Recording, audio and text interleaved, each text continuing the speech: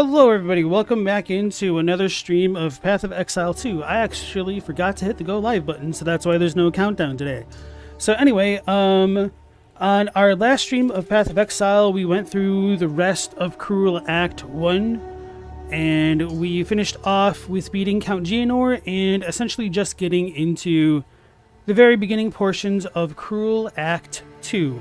So I had noticed that my damage is falling off pretty hard as I was going through the Cruel Act 1, and so I went ahead and got a new staff, which looks pretty similar to my old one, just has an extra level for the melee skills and has a lot more physical damage, so I should be doing like twice as much damage as I was, if not a little bit more than that. And then I actually also got a pretty good jewel.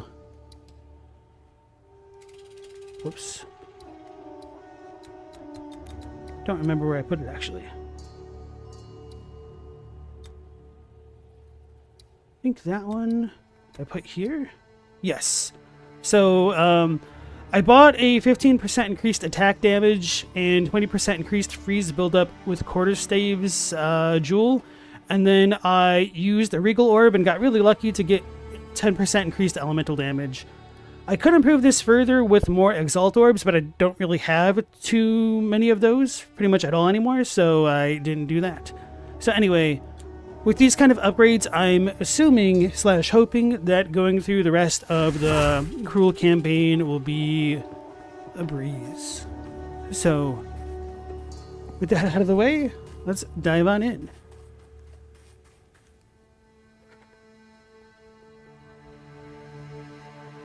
It's weird. Okay.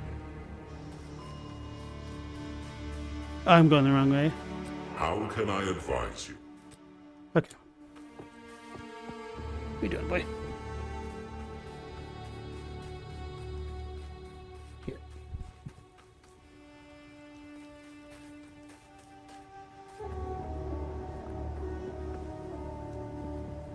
Sorry, my dog's distracting me. Frost!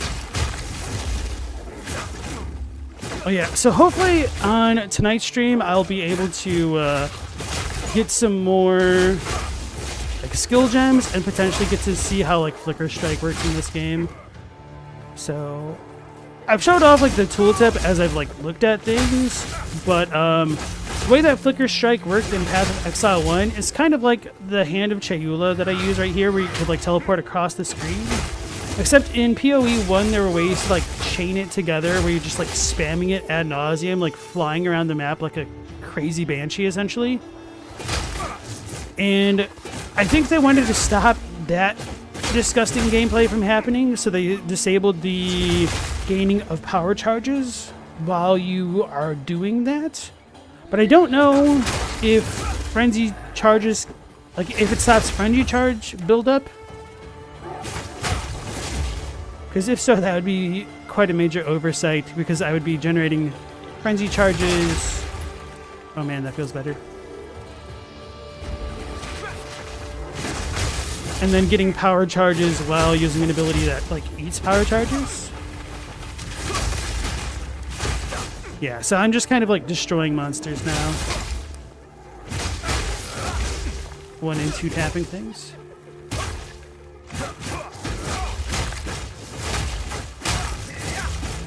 I could just ignore things though.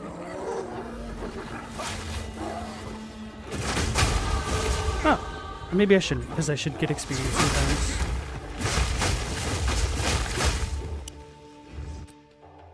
Alright. So, since I'm focusing on power charges, I remember saying that I wanted to go get the power charge thing over here, which will give me 2 extra ones, as well as... Dang it, hold on. Come on, bro. This doesn't actually increase my duration, but having 2 is fine. 2 additional ones, so I'd have like 5 total. And then what stats do I need? Strength is always good because it gives me like extra life. But I could use better dex and intelligence. The thing is, since these stats don't really scale up with damage, it just kind of makes me want a strength stack. I don't know if there's really a need for me to go intelligence other than like mana and potentially doing like energy shield mana shenanigans later on. And or like worrying about auras and whatnot. So, hey, we have the Discerning Tarnished in the chat. How's it going? I actually don't know how to pronounce your new name. That was kind of something I wanted to mention to you, because it's harder to understand that from a glance. I would have guessed like Pevigiled Sage or PV Get Guiled. I'm not sure. But how you doing? And how is your video looking so far? Hey. Cold nose. I think I'll just go intelligence. Get more mana stuff.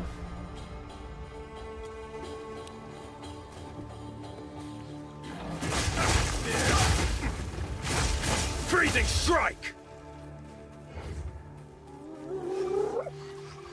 With the big maps like this, it's kind of hard to tell where you need to go sometimes. Oh wow, that was amazing.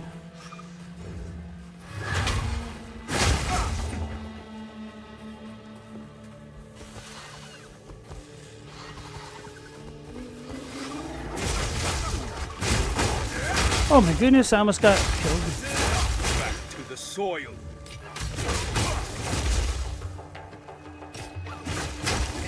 Hey, SNX, how's it going? The first Pevigeld? Okay.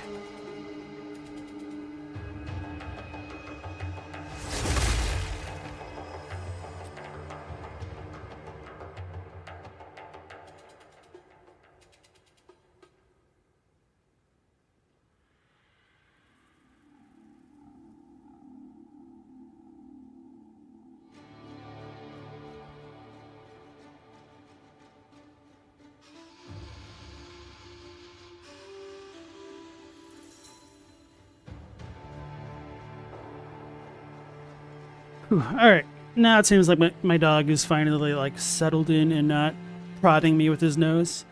So, Asnex, one of your pups loves the rain. That's, I don't know how I would feel about that. So, my two dogs both hate the rain, go figure. And so, sometimes when it's like raining badly enough, I almost have to like throw them outside.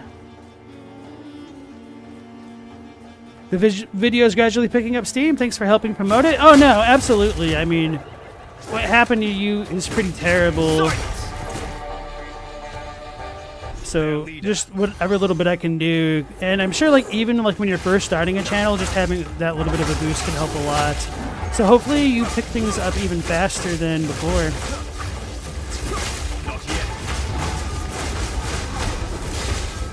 Wow, we froze him twice already.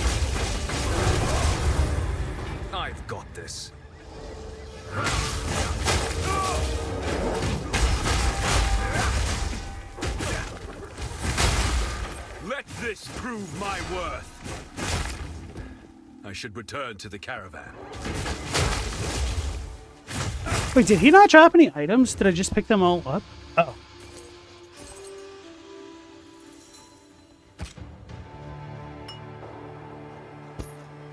May as well pick up the other stuff to sell.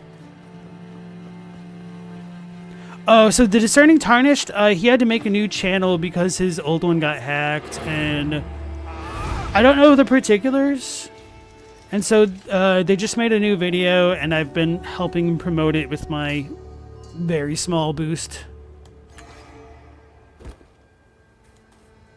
Quickly. You.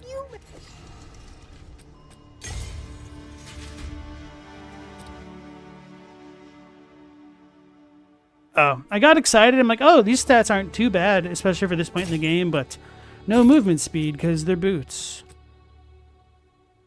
Which means no use.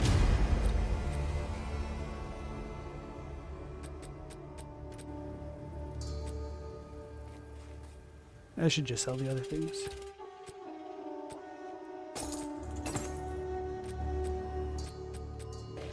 Do we get Flicker Strike? We do! Okay, so in Gathering Storm. Hold down the button for Gathering Storm to build up power before dashing through enemies, striking all in your path. Release the storm at the perfect moment to infuse it with lightning and create shockwaves. Ah. Hold down the... Flicker Strike is a teleporting attack. If you have power charges, the skill will consume them to teleport to random enemies and so fun. strike them in rapid succession. Okay. So what can I take off for good old Flicker Strike? Oh, Whirling Assault, of course. I need better support gems for it anyway. How do I even activate it?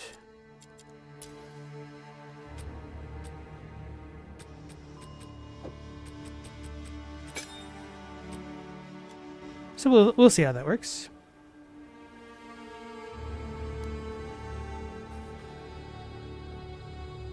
The hacker rendered you tarnished in the world of content creation? I thought you were already tarnished. Can't be tarnished any further. He stole your grace. That's wild. The beast is on the move, I assume. Do whatever it takes.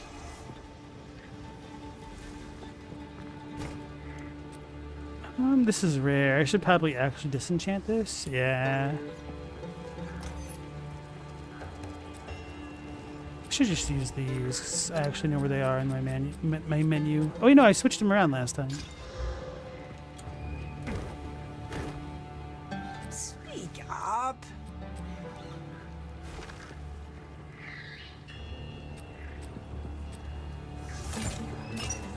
What?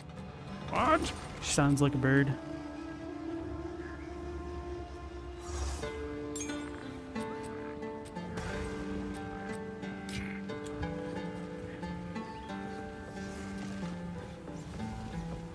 As far as like backing up videos goes, it does take a lot of hard drive space, which can be a bit of a limiting Who goes factor there? for things. You may trade with. Who goes? You may trade.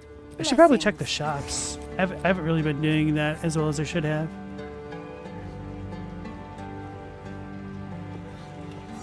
It's pretty good armor for this point in the game.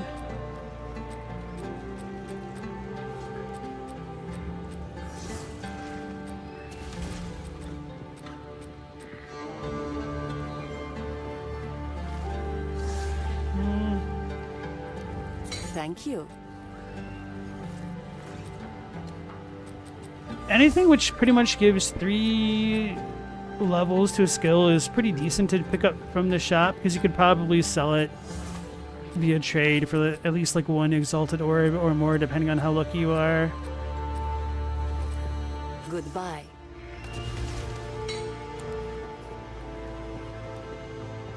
Hey Adline, nice to see you am again. Asana, Welcome back The in. Sekima of the Ardura remaineth. Sparks with Pierce is really strong? Oh yeah, because it's a projectile. That makes sense. So, we the trail I remain a friend. I wonder if the trail connects- Chain will allow it to go to other enemies directly and make it a little bit less RNG. But the only thing about Chain which is really bad is that it does like have the hit damage that you do. And then Meow Laser, welcome back in. Restrain myself. You recommend the reverse camera on your car for backing up videos? Well, about that, what camera?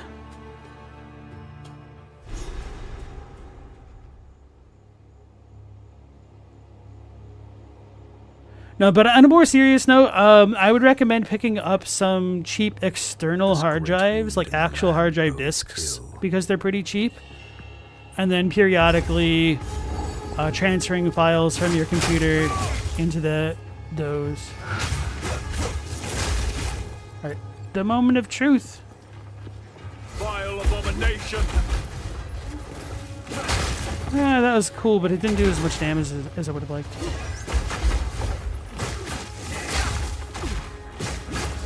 Maybe I need like much better support gens or something. Actually, I wonder if I could do this. That was kind of scary. Because if I could... Oh, there's a dude there. If I could flicker strike the bell, maybe that'd be good.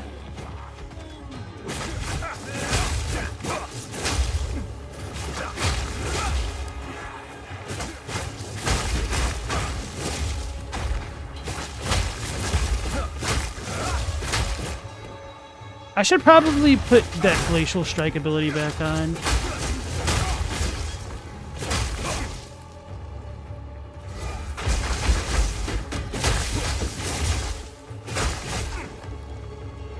Bro, having that extra bit of freeze has made this build cracked.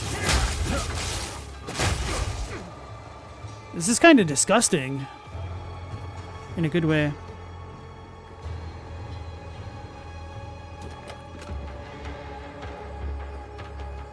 It bounces, which means in small areas. Oh, because it goes off the walls like natively. I guess that makes a lot of sense. Why was there a checkpoint there? I just didn't look closely enough, like twice in a row now. Let's cross the bridge. Let's stop fighting things and just progress.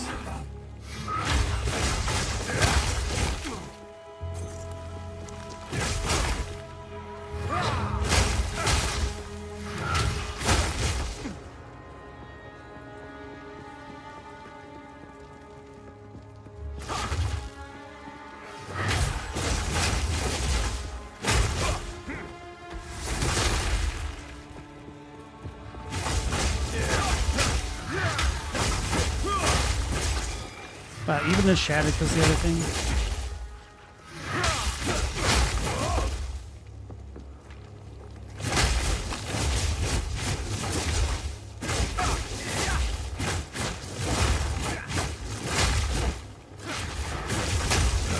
Death Grips did a music video with the dude just shouting in the car's backup cam. Fun concept for a low budget. I think I might have seen part of that. Maybe not. It sounds familiar enough. But I'm not familiar with the band name. So I may have just like seen a clip of it or something.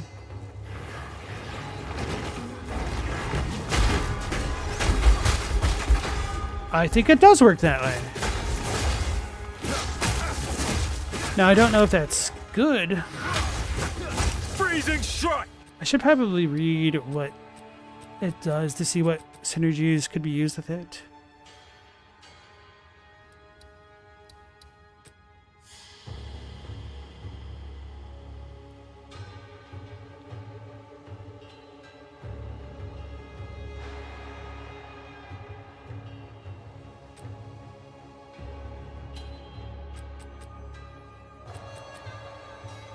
Why does it do so much less damage? Is it because it's a fist attack, unarmed? But it says requires quarterstaff.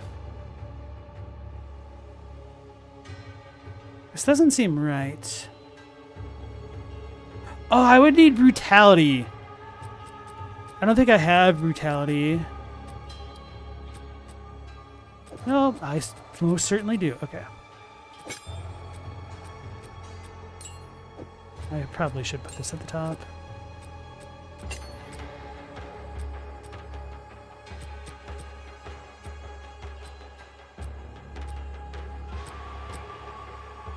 So strip away does nothing because I actually need to put lightning exposure on.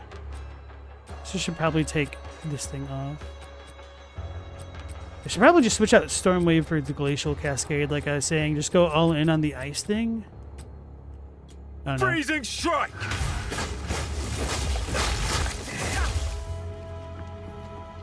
Without Pierce, your spark just hits once. Oh, so you're saying it could even double up in like narrow passages. That's interesting. A frozen lash! The only thing though is as you're pointing out, oh whoops, I was trying to read chat. I should have belled. I should have told the bell. Hey Jameson Ferdinand, nice to see you. How's it going? Welcome to the stream. Yeah, so the only thing about the Pierce is that there are those diminishing returns, which to be fair, like it's a lot less punishing than Chain.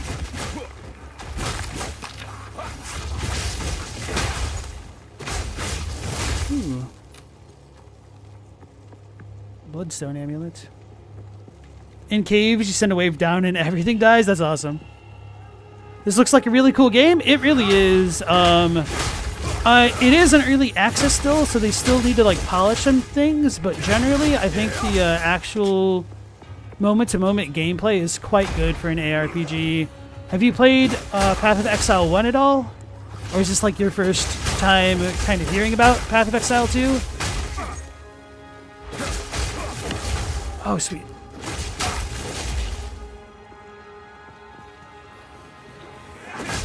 Spark has 8 hits, each starts at 16 damage. Are you using the skill which gives you more projectiles as well, or no? Actually, that might not be the best for Spark, because unless you're in crowded corridors, then you're not going to like benefit from it a crazy amount.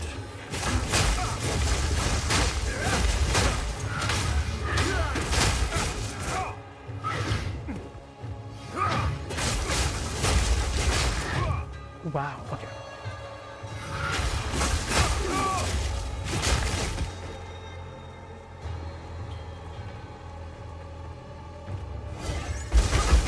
Assault!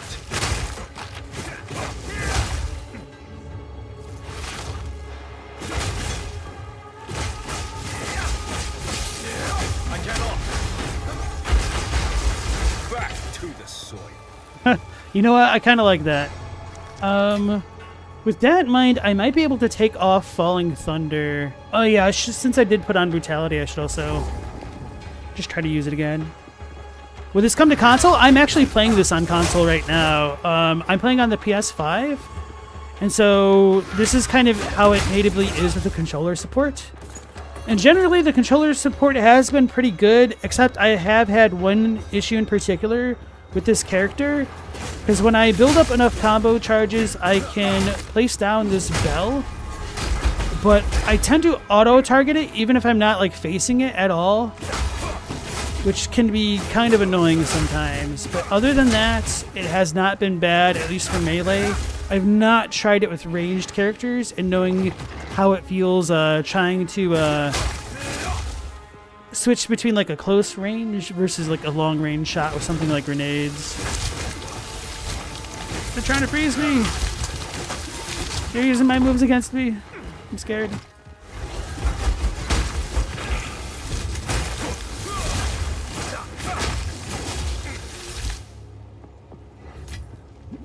Why am I still taking damage?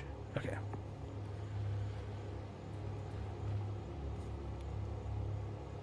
Looking at your screen, you'd say Sparks would be best. A lot of areas are small. A few bosses are in wide areas, but that's rare. That's true. And you could probably also choose a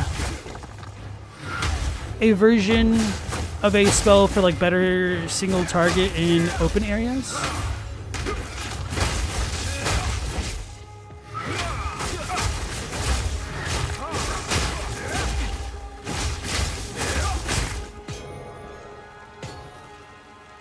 You've never seen this? It's like 2D Elden Ring.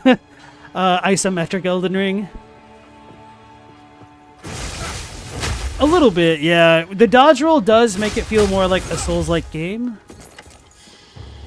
But I've been having a blast. I have another character where I'm a mercenary, and I use a crossbow, which effectively feels like a gun, essentially.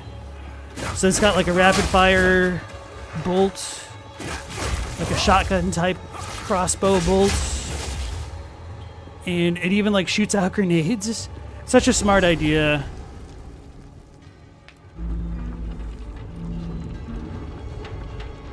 What's the lore of this cool game? Okay, so in Path of Exile 1, there was this kind of like apocalyptic creature called the Beast, which you kind of defeated.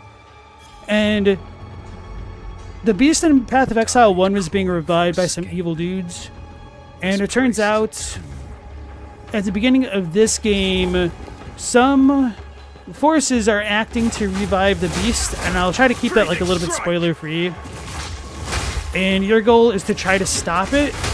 And so you're just trying to track down the Beast and the people that have it right now, and prevent the Beast from growing more powerful again. Because it's essentially like a kaiju. It's like the equivalent of Godzilla or something like that.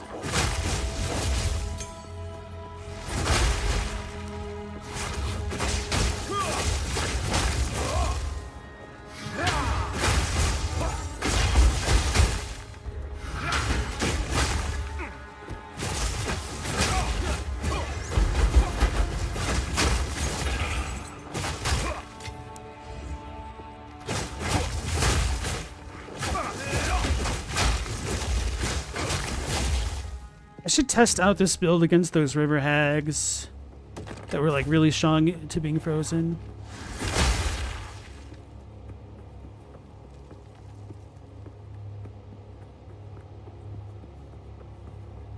Pevigaled says, you've already done that. You have 2 4-terabyte hard drive disks ready for backing up your files. You can't believe your channel's gone and you have to start all over again. Yeah, that really sucks. Did you just like delete all of your files after you were done making your videos? Do you have like backup footage? Things like that?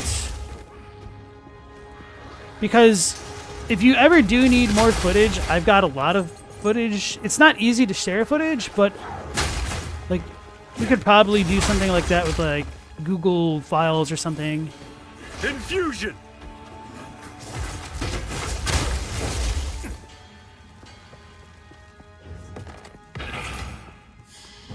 You should be studying for finals right now. If you fail, it's my fault. Uh-oh.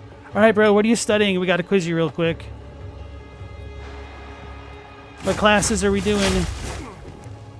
The mitochondria is the powerhouse of the cell.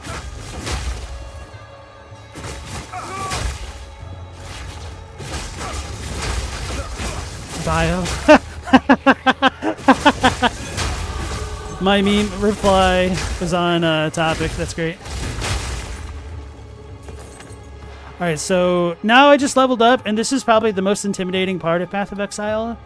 It's, I can start to put my points anywhere on this map, the sphere grid, that I've already got my connecting nodes attached to.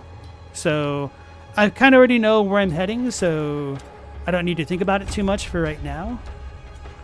But it can be a real head scratcher, to say the least. A lot of people get walled out as soon as they see that. They're like, nope. And I don't entirely blame them. But apparently I'm a bit of a masochist and enjoy that kind of thing.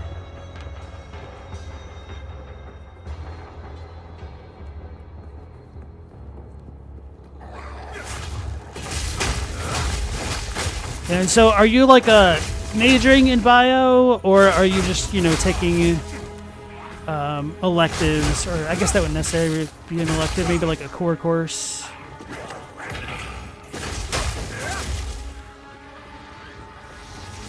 Ignore all these little dudes. Let's not ignore all these little dudes. Wait, was that superior? No, that's advanced.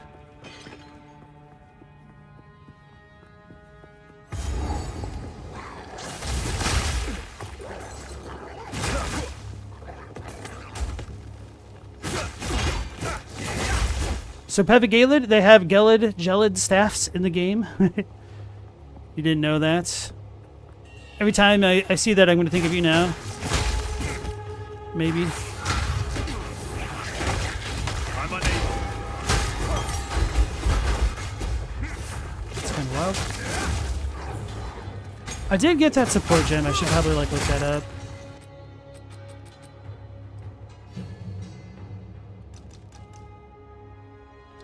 Close combat? That would work, wouldn't it?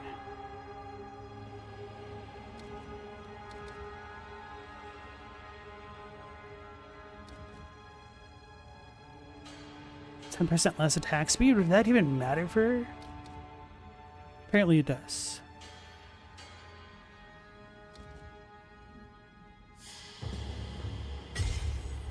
Oops.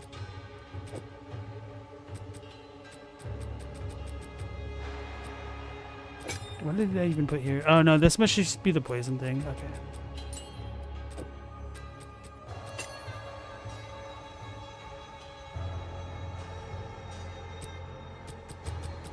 And then if I really need to, I can also start to buff up Flicker Strike, or perhaps Glacial Cascade if I go back to that after all.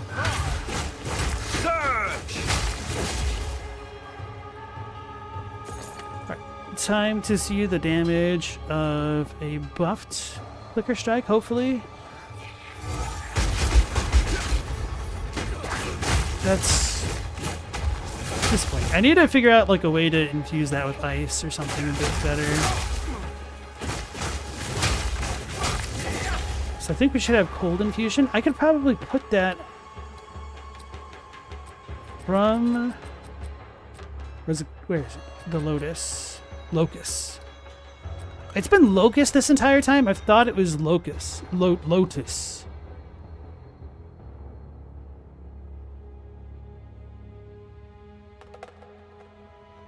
That works with Flicker Strike? Okay.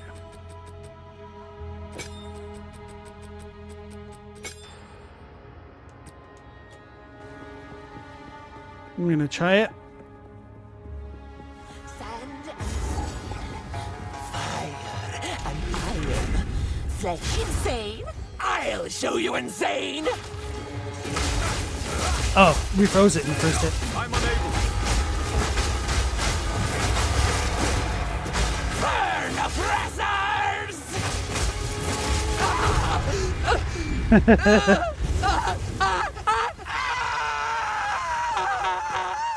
Quickly, break the lock. I must maintain a fine balance. Winds praise you. 1,000 praises, my friend. Please, please, take me. Alright. So yeah, Jameson, unfortunately I did like do the campaign already, so I'm kind of like skipping past all the dialogue at this point. So sorry if you're like super interested in this story.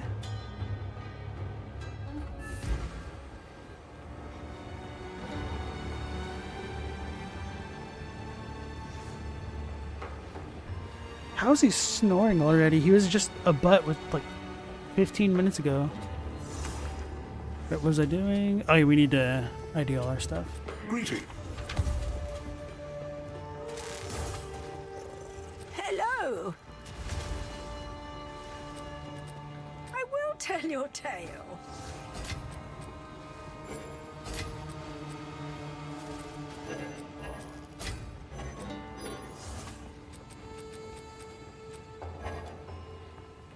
What? What?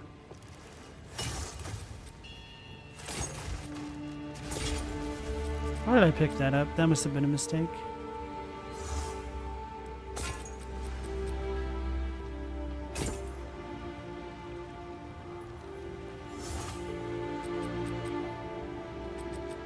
Should probably put that on.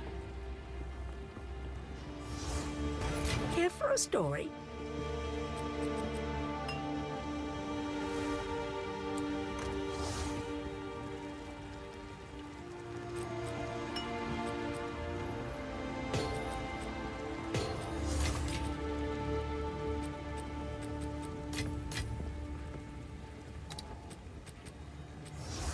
Should increase the power of my staff. Oh, it's already level 20. Quality 20.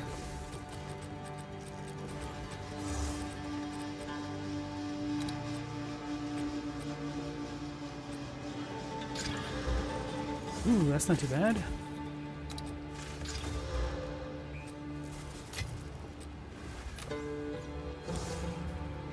Right. Nope.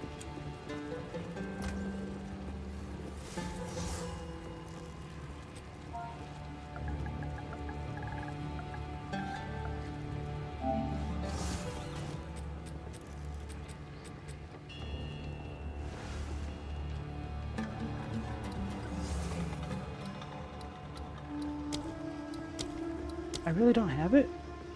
What's it called then? Whatever.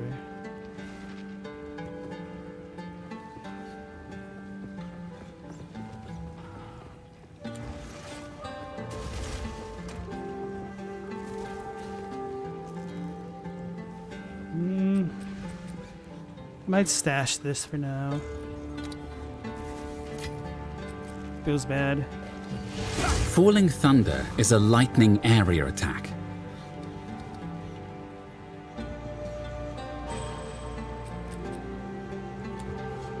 What?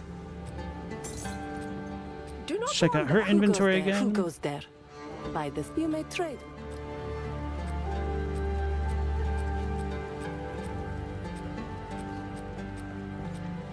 Nothing too great.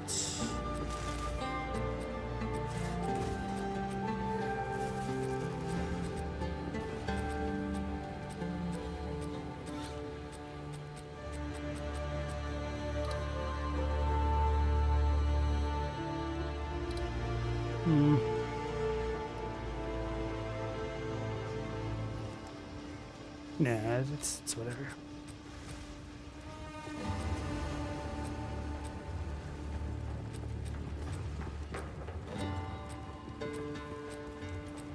Alright, so let's go ahead and talk to Tiki Asala. And I know what the Risu. I am of the party. This madness. Warm nights. I am a Sala. Remain a friend for glory. And then we go to...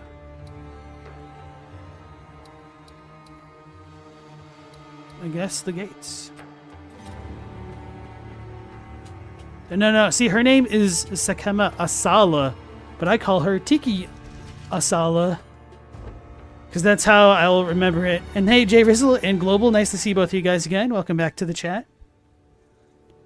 Bear Seek Last? Nah, they haven't put the druid in yet. That'll be coming later. Why has the caravan stopped? The Halani gates are. I am a Sala. Remain a friend to the Ardu. The Halani gates are closed. You have your orders. So now we know this place is closed, so we'll need to go in through the back way. You heard me wrong? No, but Tiki Masala, for anybody who doesn't know, is like a British dish of like curry, essentially. And I wouldn't remember that her name's Asala unless I was making fun of it. The Halani gates up, but there is another. Warm nights. So, our city. Let us see if this. Move swiftly. Trader's Passage. How is that racist? I was being sarcastic about it being a British dish, but apparently tiki masala is the British national dish. So it's not me being racist, it's the British. Can you use a telescope in this game? No. So Jonathan did say that they were considering like potentially adding in a way to like view all the models of the creatures and stuff, and like perhaps in a encyclopedia or maybe like a lore journal. I definitely think they should have something like that in these games. But they just haven't gotten around to it yet. Which is also fair because it's still early access and they need to work on a bunch of other stuff first.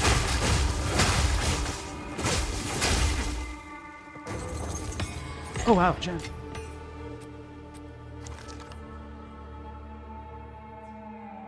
Damage 10 penetrates 10% of cold resistance. Gain 9% of maximum energy shield as additional stun threshold. It's not too bad. It's actually pretty good for a melee character.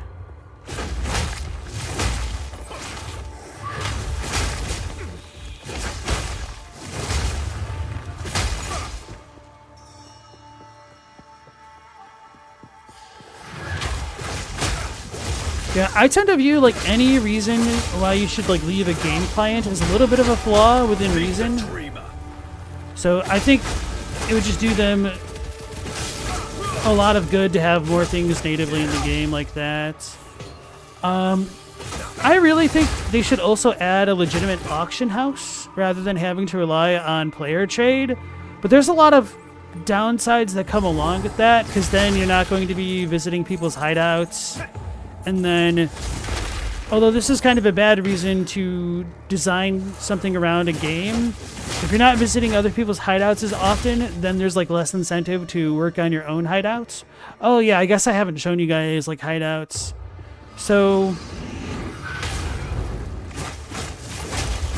at this point in the campaign, I wouldn't have my hideout yet because you kind of get them from maps. I don't know if how they're going to do that once the game is fully released. But when you go into the maps, you can kind of occasionally find a map type that you can make your own hideout, and then you can customize it however you want, essentially, depending on like the decorations that you have unlocked and whatnot. So maybe after I clear out this area, I will show off my hideout, which is really bare bones. Because, yeah. It's so weird that I have a single target skill that's my clear skill as well. So I really need to reserve strike, not power strike, flicker strike for single target stuff.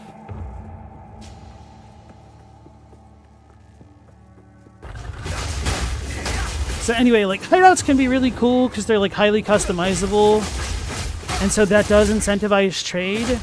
But I mean, by the same token, I think that's kind of a terrible reason to not have an actual auction house. But it's probably another barrier against the bots, but probably not really, because it wouldn't be too hard to script something that just like responded to the automatic trade requests that your characters receive. Back to the soil. And things along that line.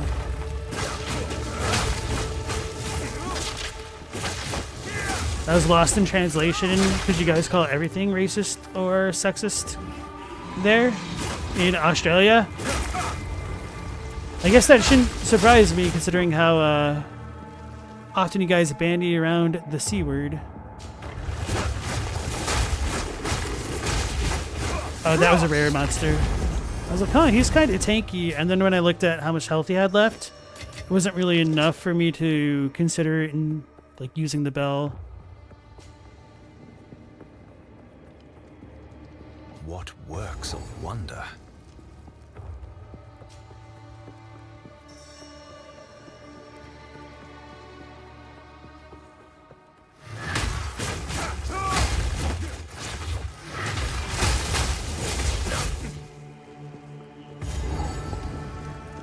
We here already? No, we need to fight blah blah.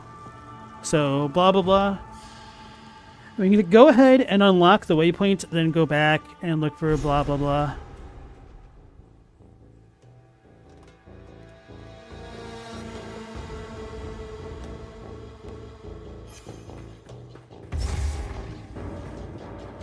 Let us see.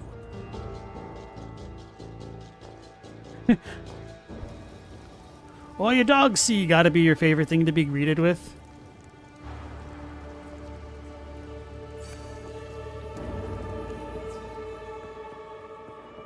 Now that we're talking about like stereotypical Australian phrases, I just want to torment J Rizzle by like asking them how they say Mojo Jojo. Because is it Marjar Jar Jar? Or what's the difference between a razor blade and to raise a plate?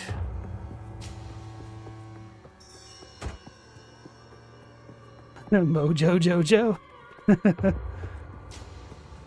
So Mojo Jojo was a character in the Powerpuff Girls. He was like a chimpanzee who got in a bit of a lab accident, and so you could see like his brain grew way too big, so it's like popping out of his skull. And he kind of repeats himself ad nauseum. It's a fun little villain, and he hates the Powerpuff Girls.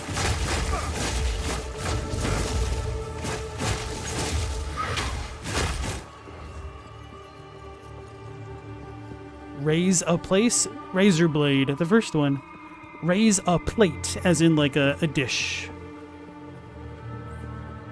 Wait, how do I even... Oh, I need to go this way.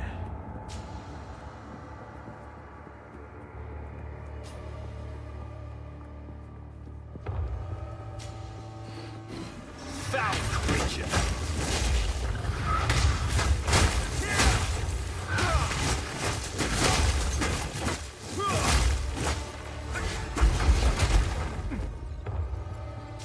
You know Mojo Jojo? The question mark was as in, you think that's probably how you'd say it? Okay. Yeah, I saw like a TikTok get posted to Reddit of some girl, American girl, taunting Australians. Like, oh, how do you say Mojo Jojo? Marjar Jar Jar? It's like a bunch of Australians replied, or like stitched, or whatever the hell TikTok calls it, of them saying Mojo Jojo. And a couple were like, shit, we do sound like that. And some of, like, a decent chunk of Australians said it perfectly normally without the extra R at the end.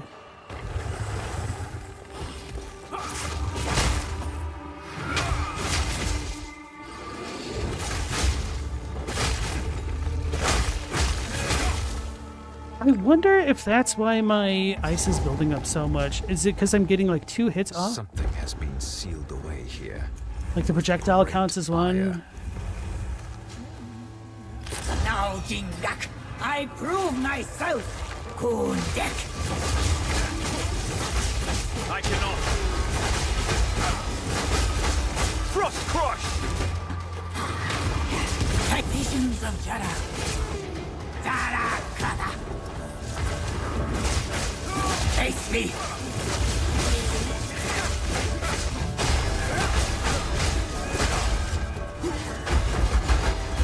That's tragic. Okay. I will keep waiting then. Hey Mao, how's it going? It's going really well. I've kind of invested maybe a little bit too heavily into free stuff, so I'm kind of freezing things ad nauseum. Something has been sealed. And so my build is really coming online. Fire. Now, Jingak, Raiza, I okay. prove myself. Nakai. I cannot.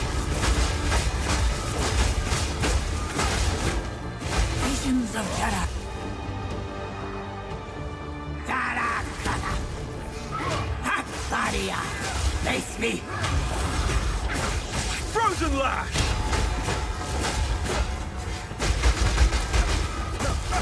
I should have done that before using it. Oh, she's almost dead. I'm almost dead.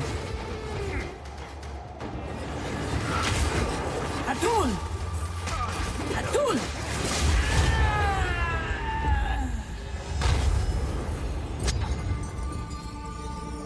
A coin?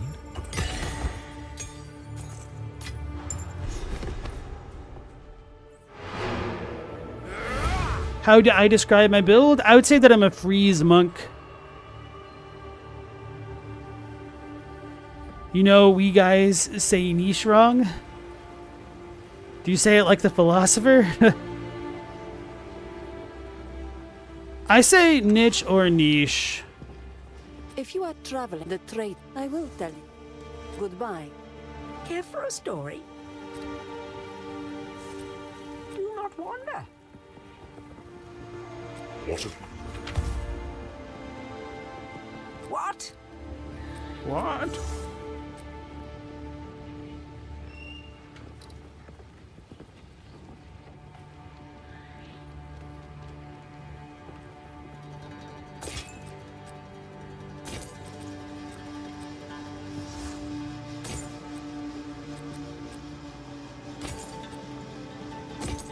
What? I wonder if the reason why she says what like that is because she's supposed to be hard of hearing or something.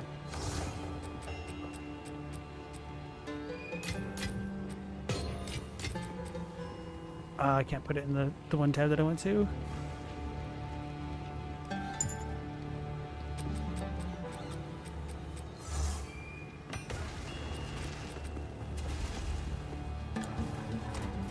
Maybe we'll get lucky.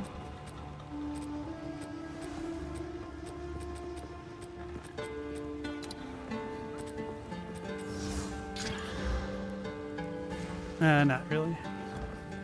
Young one. Do not wander. Frozen locusts.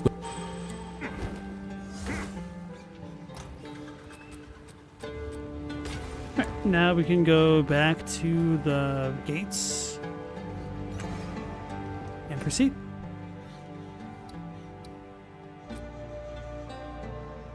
Or wait, do we? Yeah, okay. I'm talking about how to say stuff. How do you say epoch?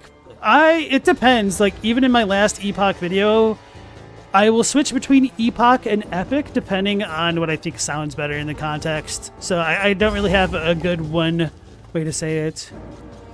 Niche sounds dumb. Okay, Jay Rizzle says niche with the OK symbol. Jay Rizzle says epoch as well.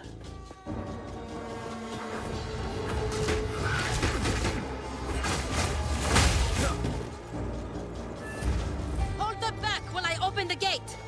I really do like how you actually have NPCs join you on quests, even if they're kind of annoying. Just like a nice flavor thing.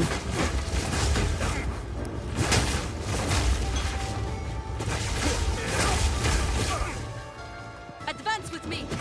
There are 2 more gates we must open. Alright, Ask next. Thanks for dropping in as always, and you take care. Hopefully we'll catch you on the next one. Meow Laser's favorite rapper is EPAC. Oh yeah, is that right? What's your favorite song by EPAC? If you don't mind me asking.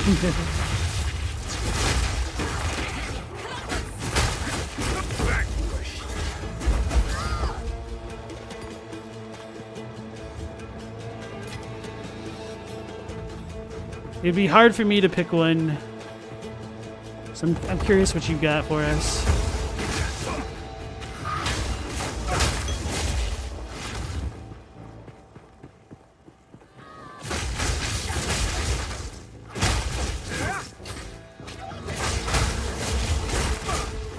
So yeah, as far as like the word epic goes, it's kind of weird trying to not confuse it with like the other word, the 4-letter word epic. So there's like a slight difference between like epic and epic. There's like a little bit of a downward. I guess I don't have enough charges. Place to go. Oh, we got an exalted orb. And a spirit gem. Okay. Epic, epic. Yeah. Because, like, the O brings it down. Oh.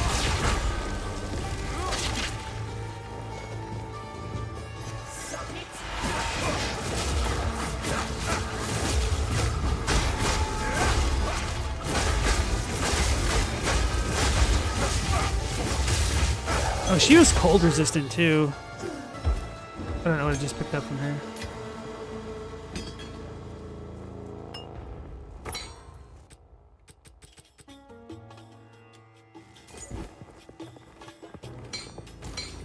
Whoops.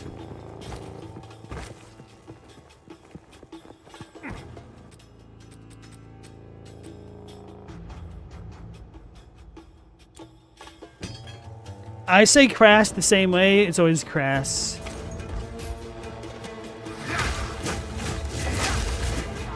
I guess the British might say it differently, like the lower A cross.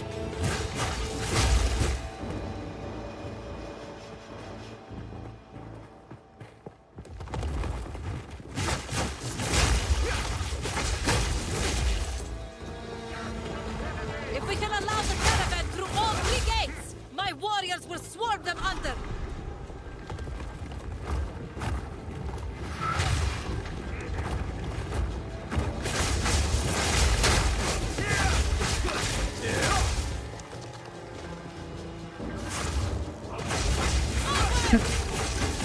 I like how Meow Laser doesn't actually give us the pronunciation. The old punk band was pronounced crass, I'm assuming.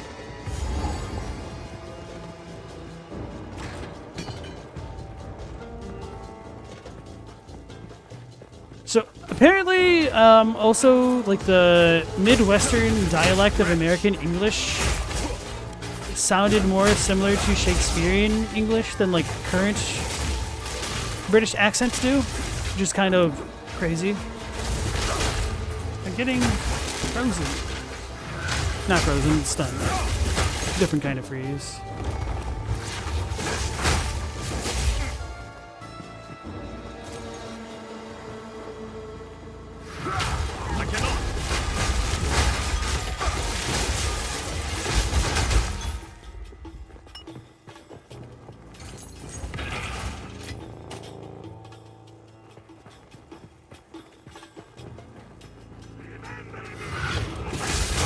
I swear he just said remember me. So they like know it's a suicide mission? Trying to step to me?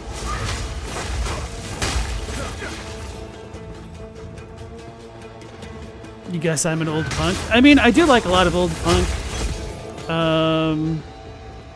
Well, I don't know. Like, I do like a lot of old punk, but I also don't. I'm kind of just, I don't want to say like snobby, but particular about old punk.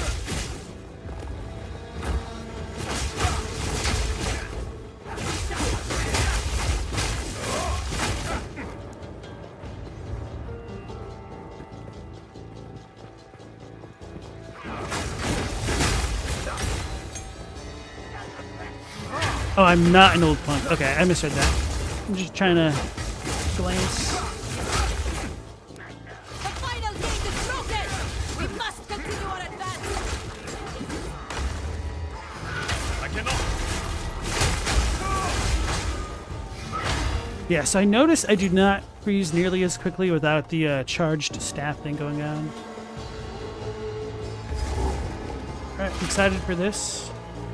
Noxious Secular. He? Shaman Ra? How is this possible? Chill. I'm unable.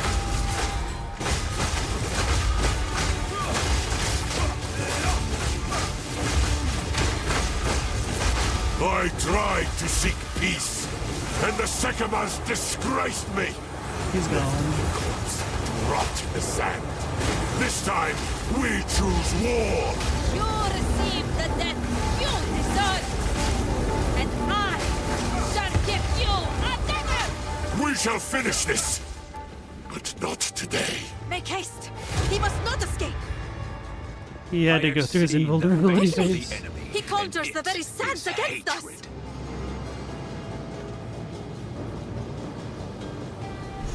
This is no natural sandstorm. We must battle sorcery with sorcery. Let us return to the caravan and entreat Zarka's wisdom. I do like the little animation for opening the portal. Brazilian Portuguese sounds more like how old Portuguese from the 1800s sounded than continental Portuguese. That makes sense, I guess. Shaman Ra can control the sands? We would have...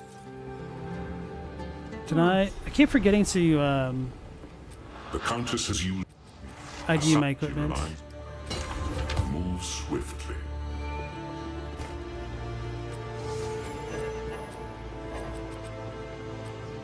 Ooh. Maybe we'll get lucky with this.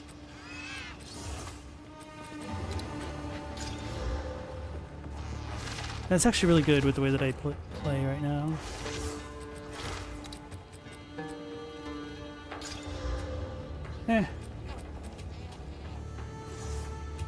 I guess it's kind of better.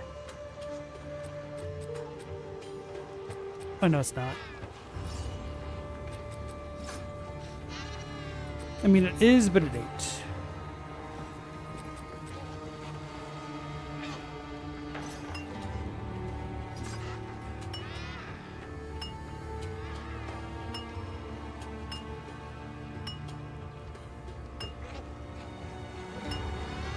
Never mind. Care for a story?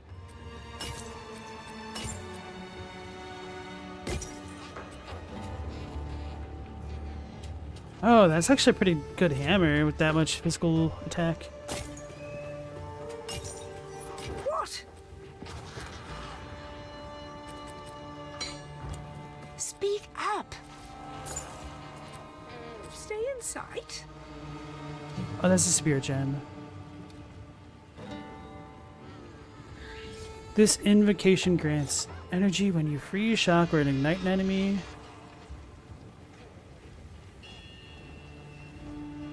How's that so different from cast on freeze?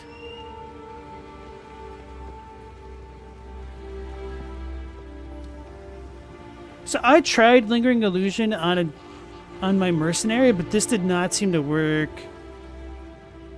like at all, which is really disappointing.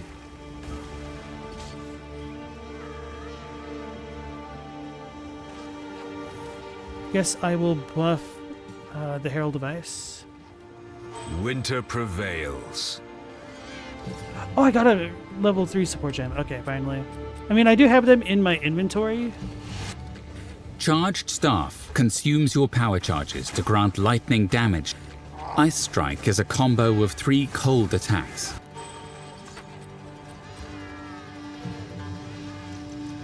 check out Ice Strike. What would be good with it? Exposure, if you had elemental focus. They can't inflict ailments? Nope, that's a nope. They inflict cold exposure on crit. Ah.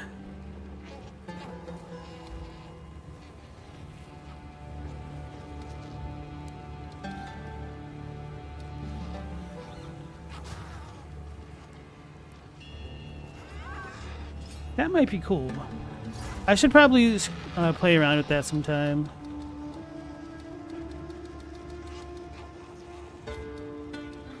Wait, close combat would be really good on that, now that I think about it.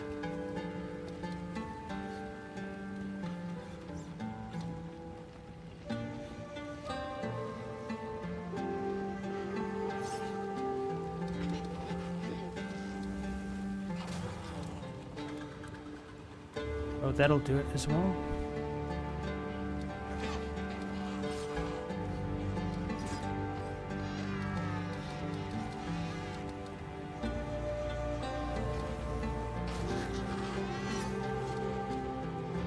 Oh, Culling Strike would be really good. But I don't necessarily need that on there. I could put Culling Strike on just my normal attack, and then I could do like a power charge or something on there.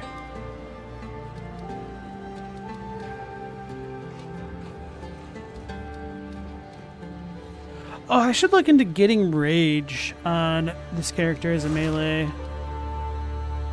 That feels like something that I'd want to look up offline, because that might take a little bit of math or like build planning to make it work. Probably not super well.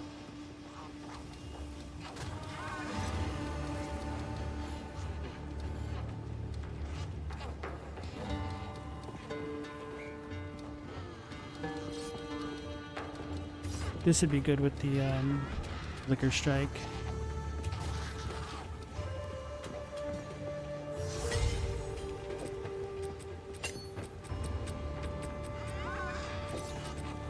You can use that on Herald device? Okay, that's wild.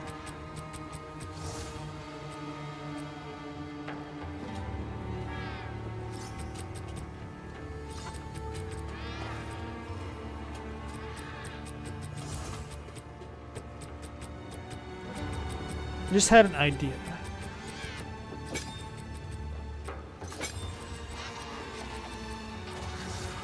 There's a chill in the air.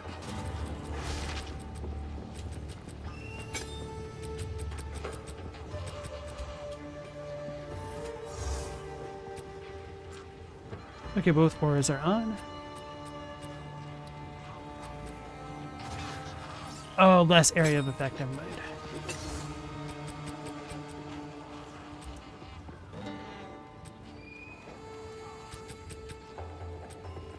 I should have like looked at Combat Frenzy and said, oh well, it's whatever.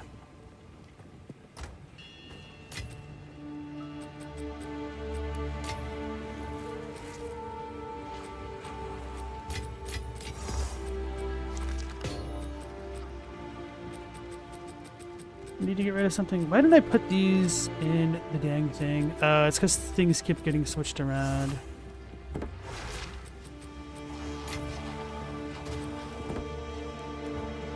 Alright.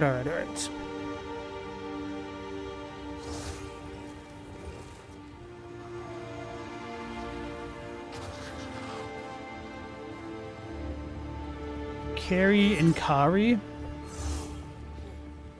Global says them both the same? Wait, what word are you using, or words are you using them? Oh, carry and then the verb carry? So like the name Cary Grant and then the verb? Yeah, to me it's just all carry. Apparently in some dialects of English there's a difference between marry the name, marry as in happy, and then marry as in to be wed. Or wedded to somebody. Marriage, marry. Like Mary, Mari, and Murray? I don't have no idea.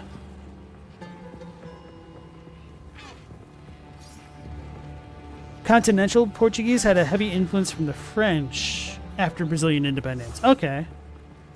That would make a lot of sense, I guess.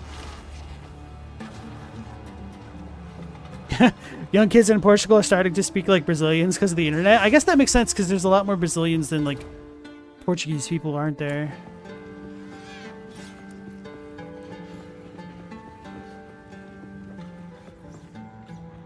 Ah, yes. I am a son. Remain a friend. Move swiftly. So let's go to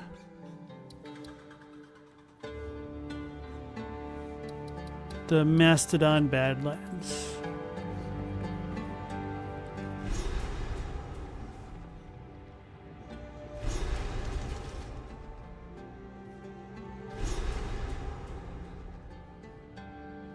How do you say Moog? You mean Moog? Mog?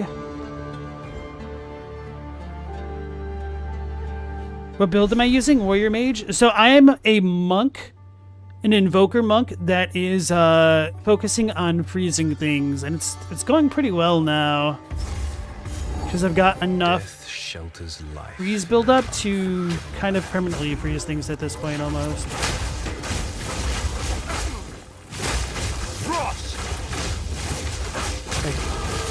Oh wow, I leveled up again. I cannot.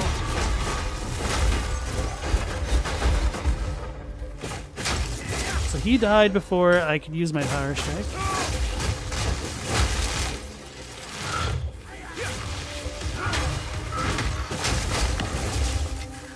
That eases some of my concerns.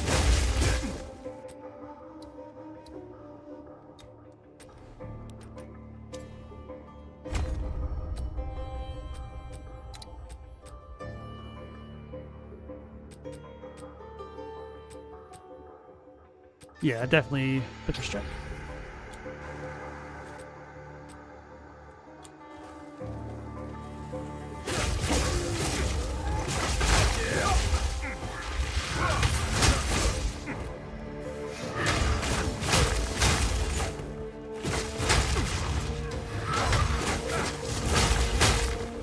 I remember when these things were messing me up in Act 2. Oh, he's a bear.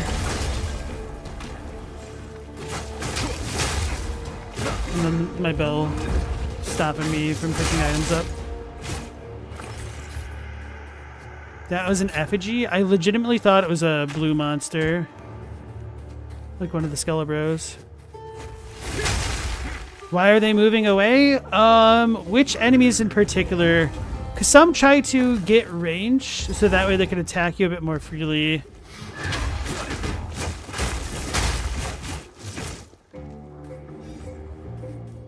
And if you're talking about the skeleton dudes that have like hoods on, it's because they will summon minions and they want them to tank the damage for them, like any true caster.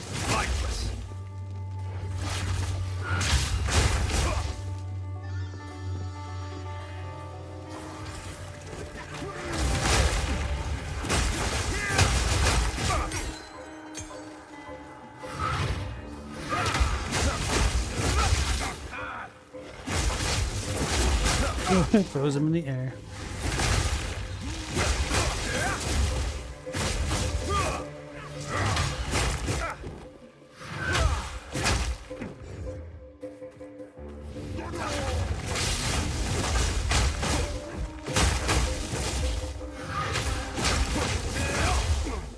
Where do I even need to go?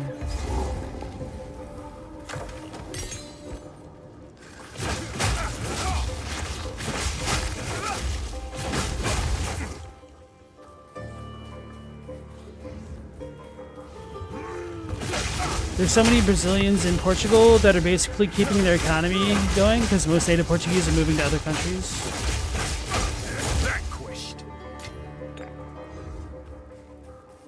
That's interesting. I really don't know a ton about Brazil or Portugal. Like, I probably know like a tiny bit more than a lot of Americans, but I really know extremely little.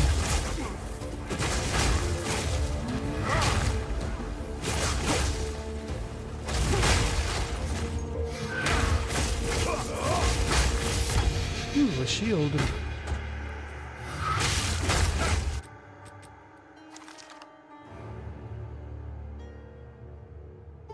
Damage blocked is recouped as mana? That's funny.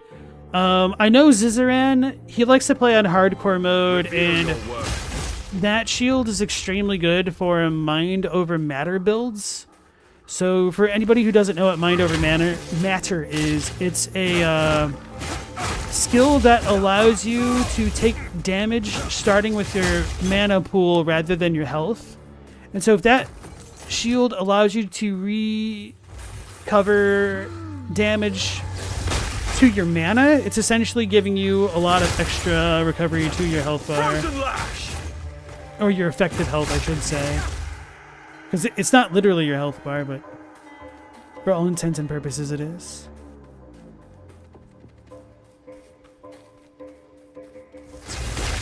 Whoops.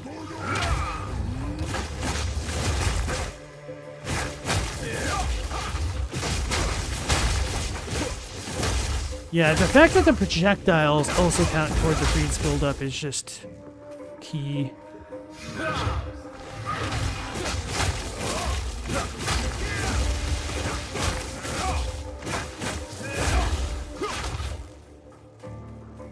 I wish I did have a bit of a more streamlined way to keep this up without eating into my other power charge skills. Maybe I should take that as a sign to just ditch that and just keep this thing permanently going.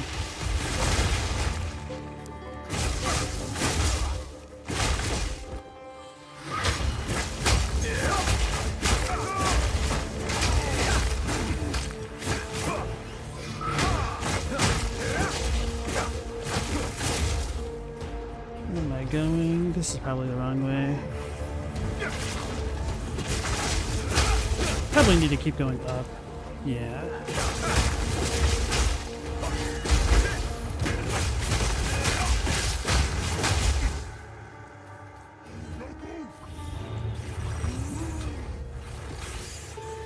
This way might be fastest.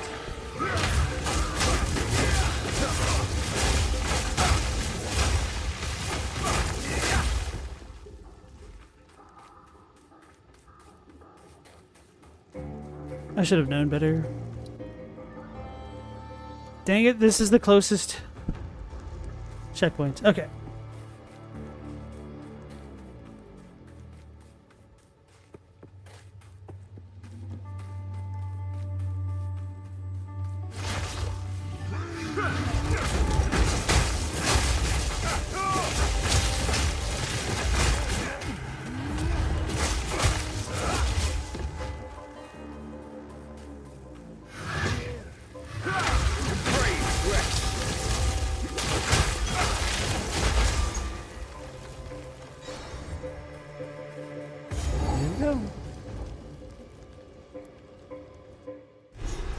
Hey Stella, nice to see you again.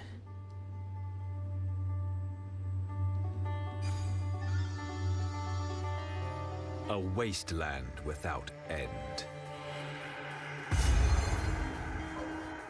It's like the Brazilian community in Japan. I do know that there's a decent amount of crossover because a bunch of Japanese people went to Brazil to farm.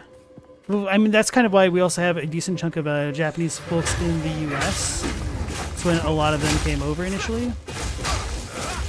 And then we kind of mistreated the hell out of them. What was that? That was weird.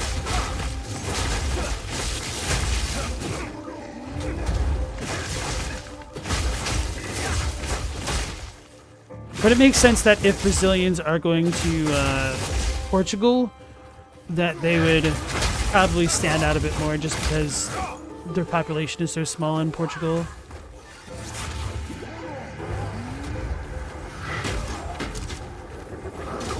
Well, that was unfortunate. Okay. I thought I could bell, but I couldn't, so I should have just gone with the melee.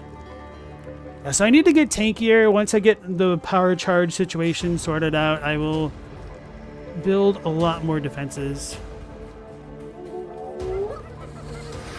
Kinda's doing a lot of heavy lifting. Oh, that's a limiter. That wasn't a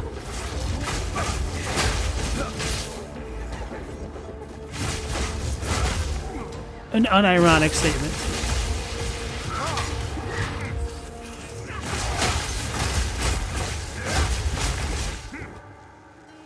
One might even say that I whitewashed it.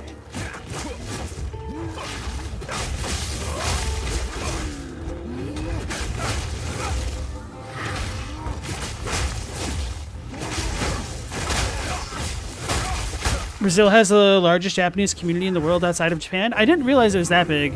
That doesn't surprise me, though.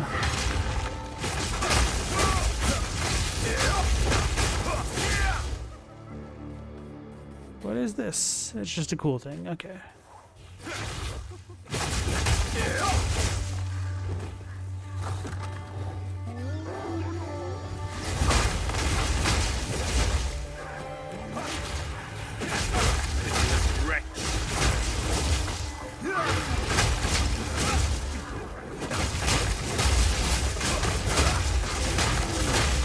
You didn't pay attention to how monolingual Brazil was? 99% only speak Portuguese, which is apparently rare.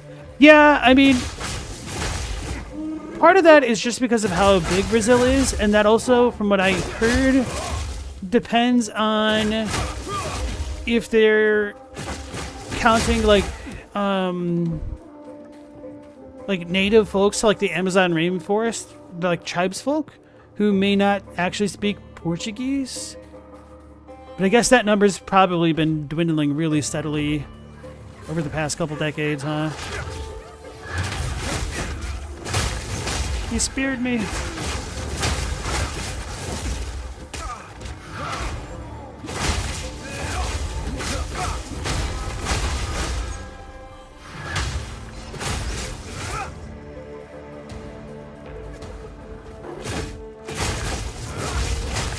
Stella says, all of your friends moved out of the state you grew up in because you hated it so much, so you don't even have to leave the country for the dislike to be there. Yeah, and part of the thing is, like, the US and Brazil are so big that you can relocate pretty easily and be in a completely different area than the one you grew up in as far as, like, culture is concerned in some ways. And if you don't mind me asking, Stella, I feel like you've told us before, but I don't remember. Where are you from again?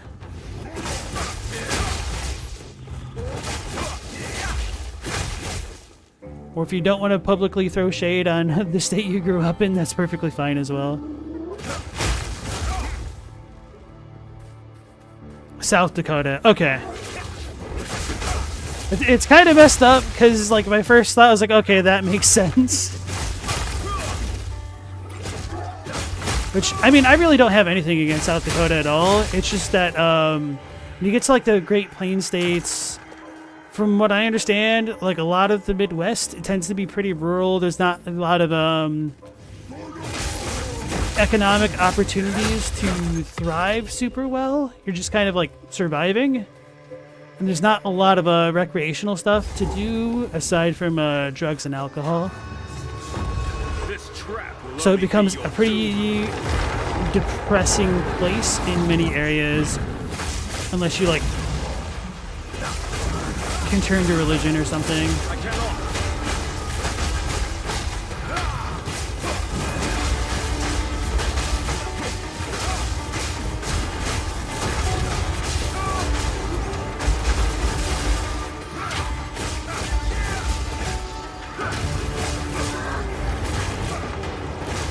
Oh, I stunned her. I was like, what the hell just happened?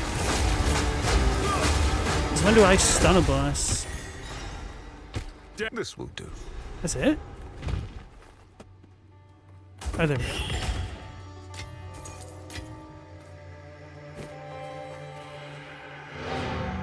Kenshal says, or maybe farming for recreation. Nice to see you, Kenshal.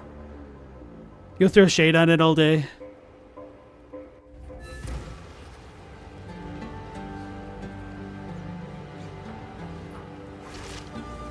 A lot of people want to get away from the cities, but city people aren't prepared for the realities of rural life. I mean, it depends on quite a few things, but...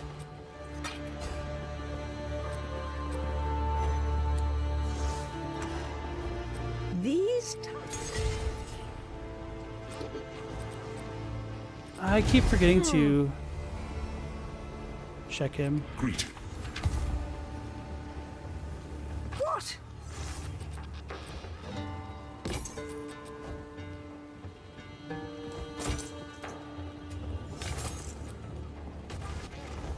I got excited, and then I realized they're boots without mobility. Bro, that sucks. Like, every time I get a pair of boots, I'm like, oh, wow, these are pretty nice. And it always feels like I get a lot of boots, and maybe that's a bit of a survivorship bias or recency bias. I don't know.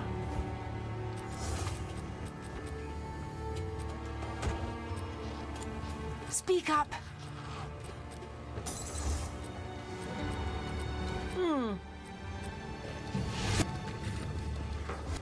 Hold down the button for Gathering Storm. Enemies near the target of Shattering Palm will be covered in chunks of ice. It's kind of weak. Oh, it's called Wave of Frost. Use Wave of Frost to dodge backwards and launch a cold area attack. Wait, no, it's not. This is very effective for freezing enemies. Oh, that's right. It's Glacial Cascade. Glacial Cascade is a cold area. 60%. 80%. Use Wave of 275. Glacial Cascade is a cold area attack that ends with a powerful spike of. Use 75 Wave versus of Frost 55. to dodge backwards and launch a cold area attack. Freezing Mark makes an enemy more vulnerable to being frozen. Tempest Bell must. Frozen Locust will. Glacial Cascade is a cold area attack that ends. Charged Staff can. Glacial Cascade is a cold area attack that ends.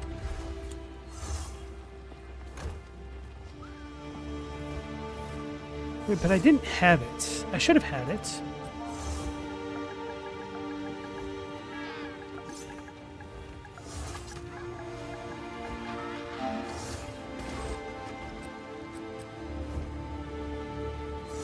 Okay, it's in this tab.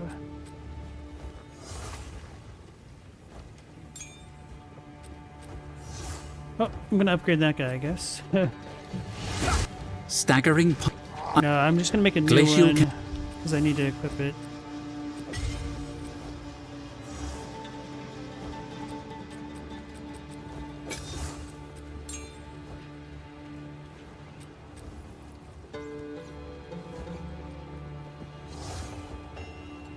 So I really want to do Glacial Cascade or the other one.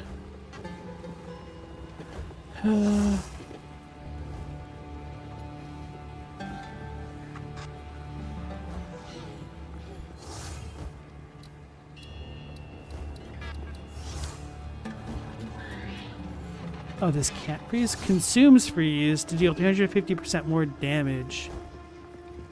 Oh. Let me read the other skill then.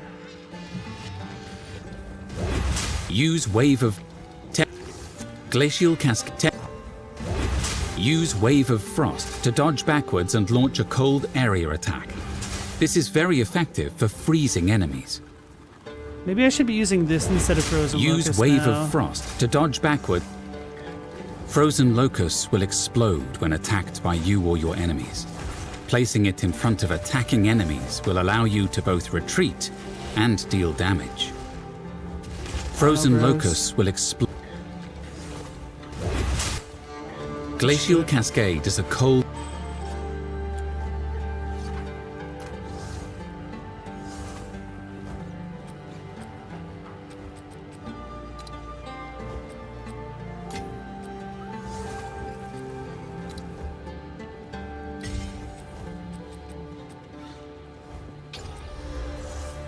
Okay.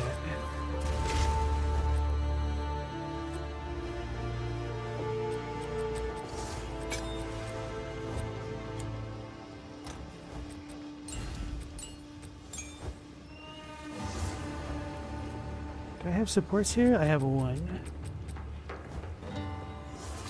I have two. And three.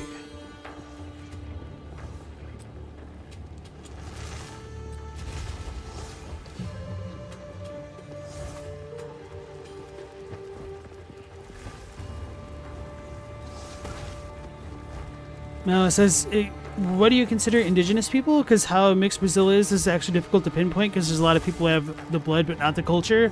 So I don't know like the best terminology to refer to them, but like the people who kind of like live natively in the rainforest or like outside of the, you know, developed parts of Brazil. Like the people that wouldn't necessarily like speak Portuguese. I don't know how like Brazil counts them in like their censuses and whatnot.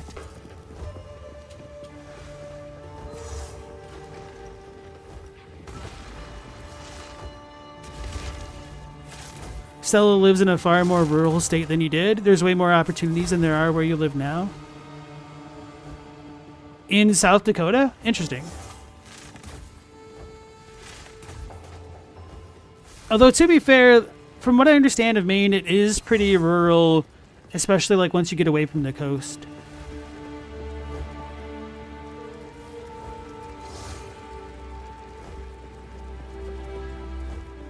Oh, you lived in the biggest city in the state when you're in South Dakota. Okay, I guess that makes more sense. Oh, you're in Vermont. For some reason, I thought Maine.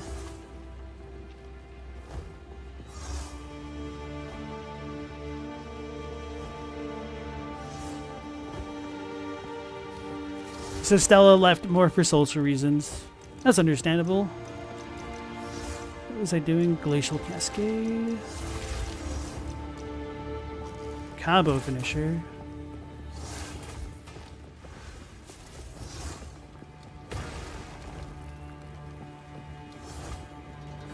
Already got that on.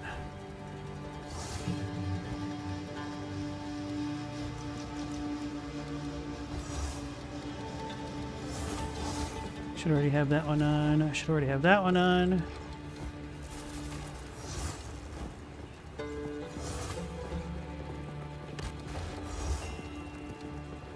I've already got all the cold stuff on. I'm gonna need to really switch things around, huh?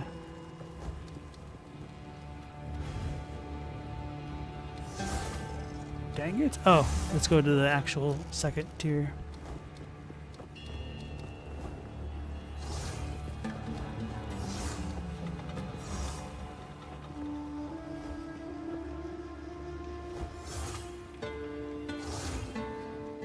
Well, I could do that one. Oh, long shot would be good.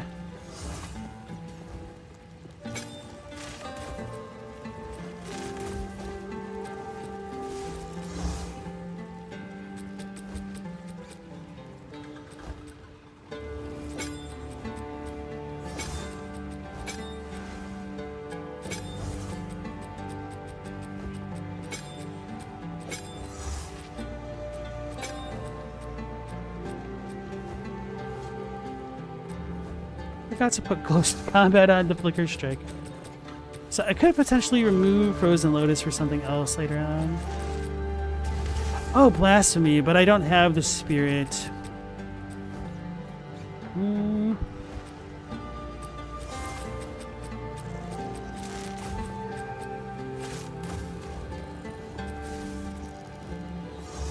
Okay, that one's perfectly fine.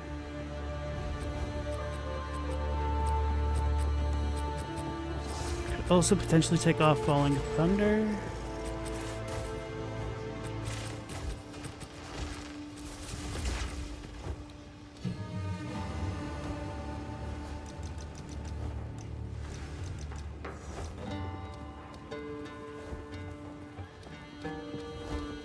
Where's the exposure ones?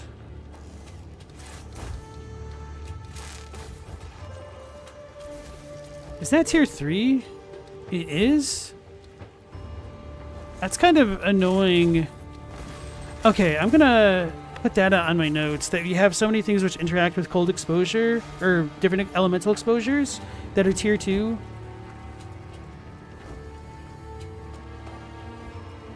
What other supports utilizing them are tier 2?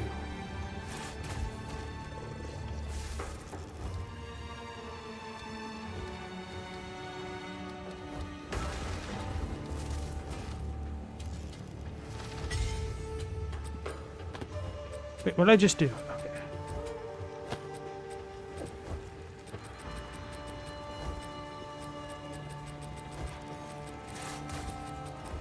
There's a chill in the air.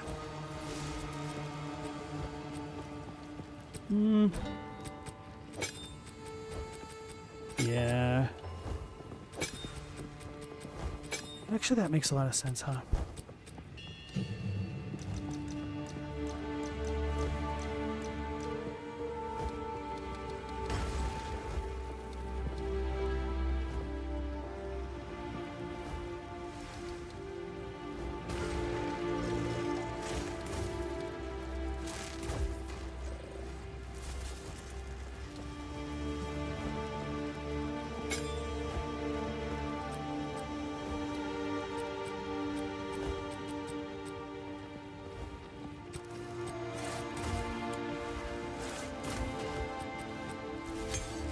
Alright. What was I even doing? Oh yeah, I gotta do the herald stuff. Not herald stuff. The horn stuff.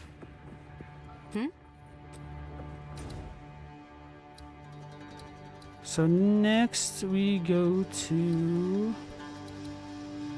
Is it the outskirts?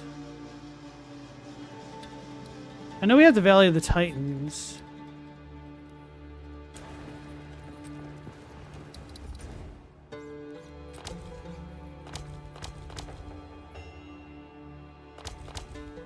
It should be done.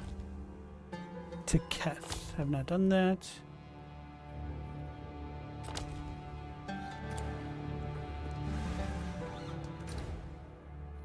I don't know if it's the same level now, so let's just go to the stupid... No, we're gonna go Keth. And then we'll do the Valley of the Titans, so that way, hopefully, I will get both the medallion things to place in there.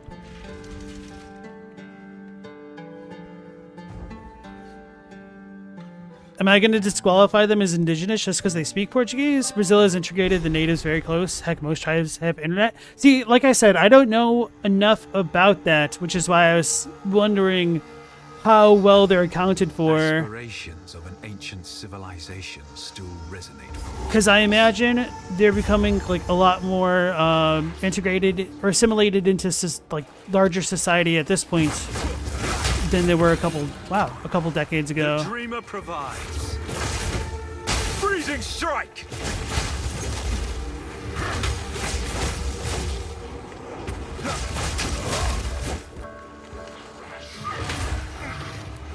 Indigenous is a status, not culturally related. I don't know like the best way to refer to people who live in the rainforest in Brazil. And that might be oversimplifying things.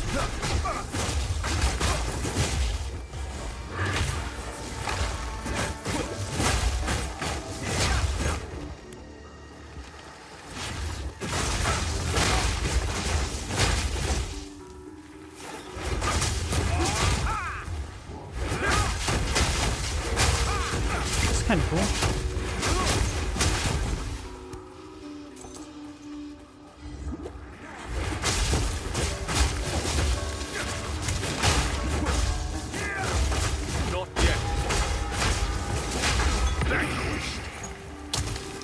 Can't pick up anything.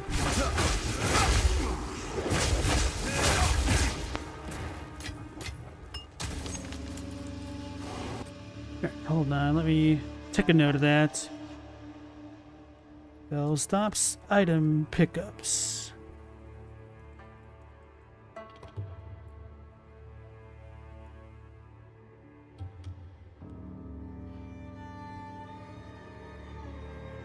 Stella says, internet access is a bad indicator. Indigenous people in the US have internet. Most people have internet access to some extent. That's fair, I guess.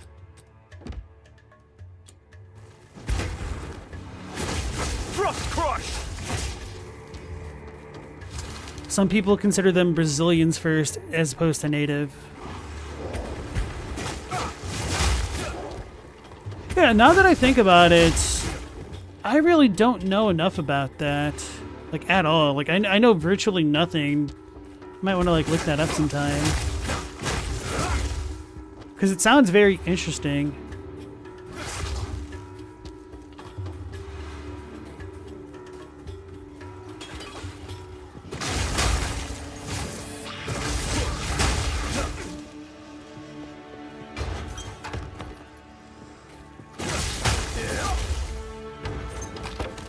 It really sucks when you open up a rare chest and you don't even get like one rare item. I wish they would change that, so even if like rare chests became rarer, I wouldn't mind that as much, as long as they actually felt sufficiently rewarding.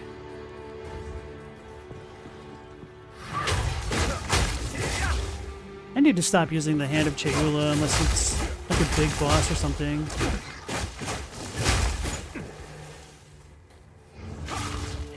I don't like backtracking this much when it's an area that I've cleared out before, but there's like some buildings in this place that has, I think, something important in one of them.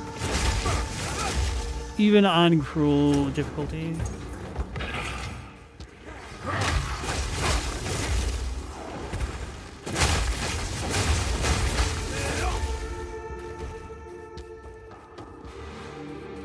They got jungle on the internet. Oh no.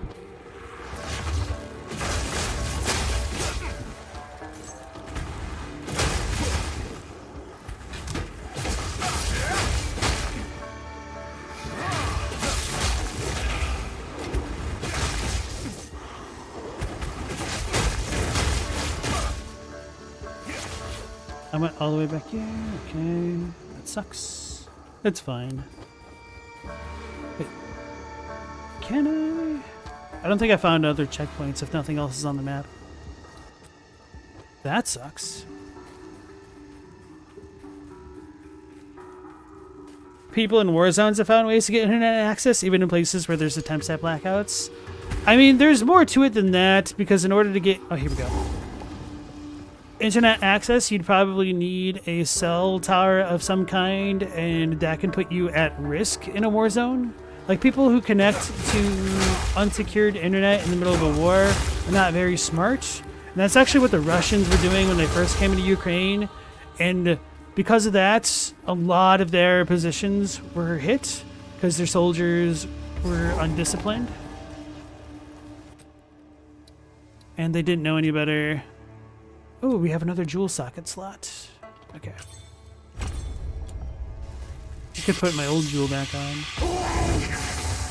Sinister thief. I cannot. Frozen lash.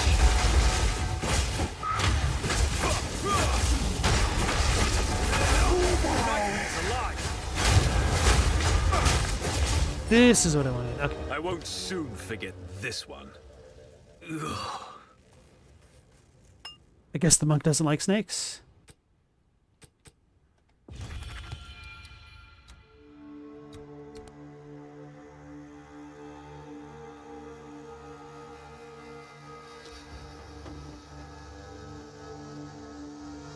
Huh. Alright. I feel like I'm doing too much intelligence.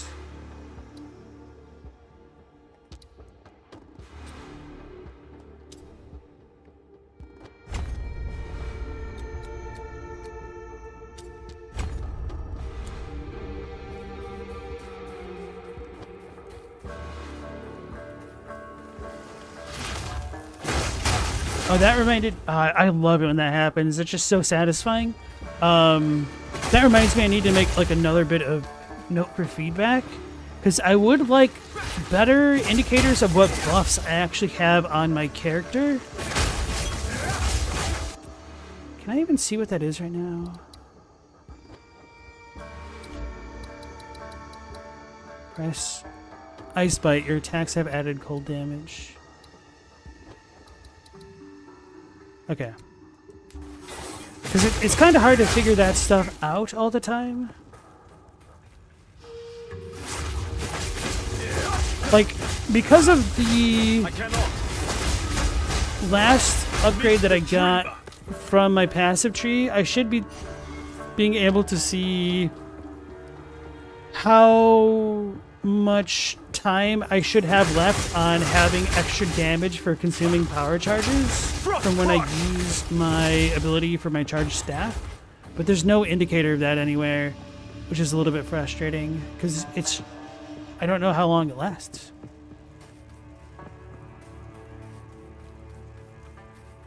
There's definitely having to do OPSEC when you do it. Hold on, Stella. Why did you say OPSEC? What don't we know about you? Got a history?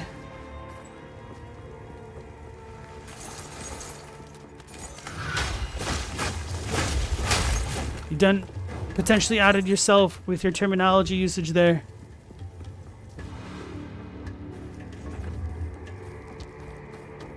Because it's a word you know? I'm just teasing you. But I'm onto you.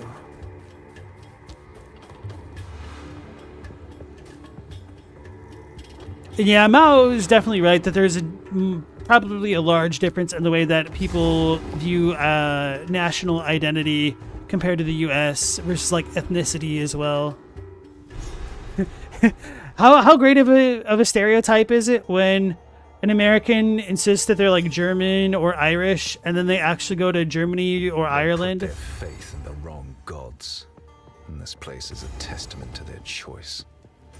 And then they feel as though they are more German or Irish than the actual citizens of those countries, because they've been like essentially living with a stereotype of a German or Irish identity from like the 18 or 1900s. What have you?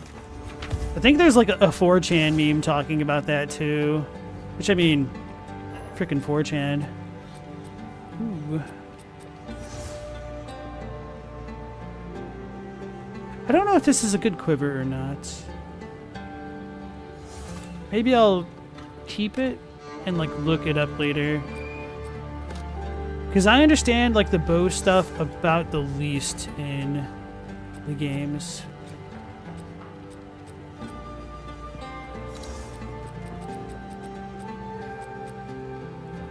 Kingfisher 5,000. Yes. Oh no, there's a rate. I thought it was a mount. So maybe I should have hit square.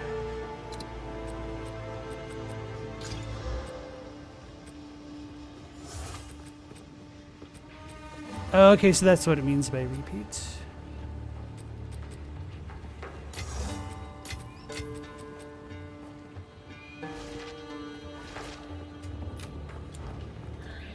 Careful, Story. Speak up.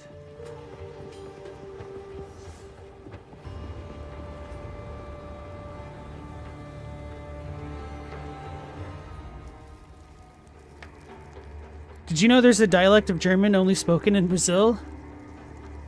No, I can't say that I did. Americans and their percent. Stella would be terrible at OPSEC, which sounds like something somebody good at that would say. It does, Stella. You're digging yourself a hole.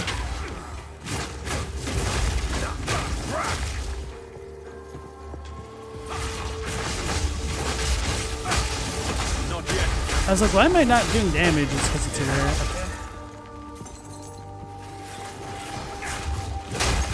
Okay. Beetles! So apparently before they did the dodge roll changes, a lot of people were getting swarmed by the beetles and getting real upset. And speaking of the dodge roll, I think I may have talked about this on stream, but I'm not a fan of the changes that they did to it. I think it's probably a little bit too strong right now, even though I certainly die enough as it is anyway. And I think because they changed the character's size going from 1 to 0, it allows you to cheese your way out of too many situations. I would have been in favor of having like a stronger pushback on the smaller enemies and maybe even a few different types of the medium-sized enemies to kind of compensate for some of these changes. And that would have been fine to me.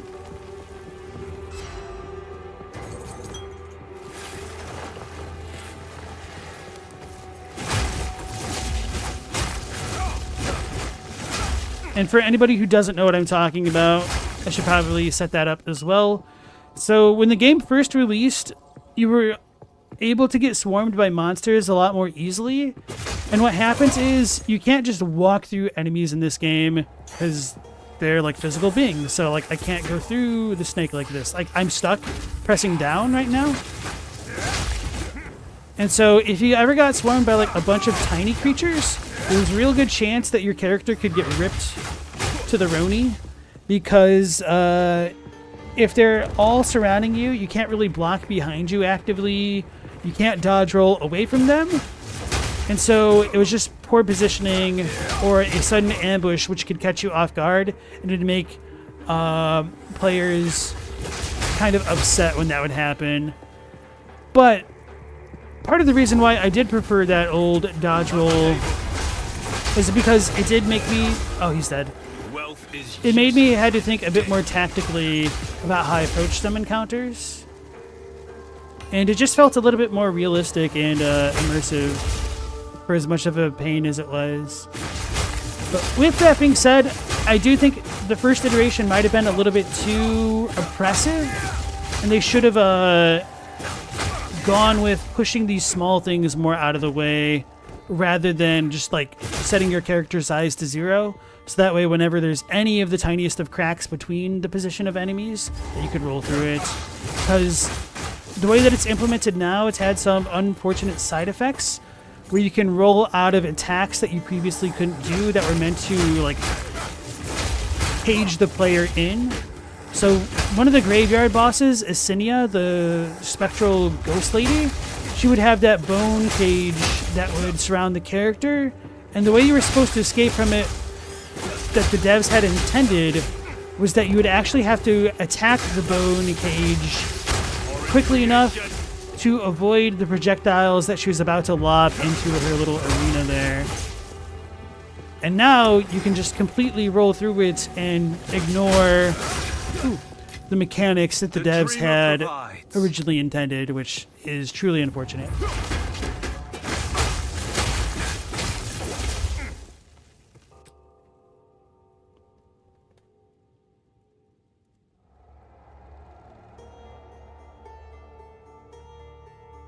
You didn't know you had Russians of the Old Faith in Brazil?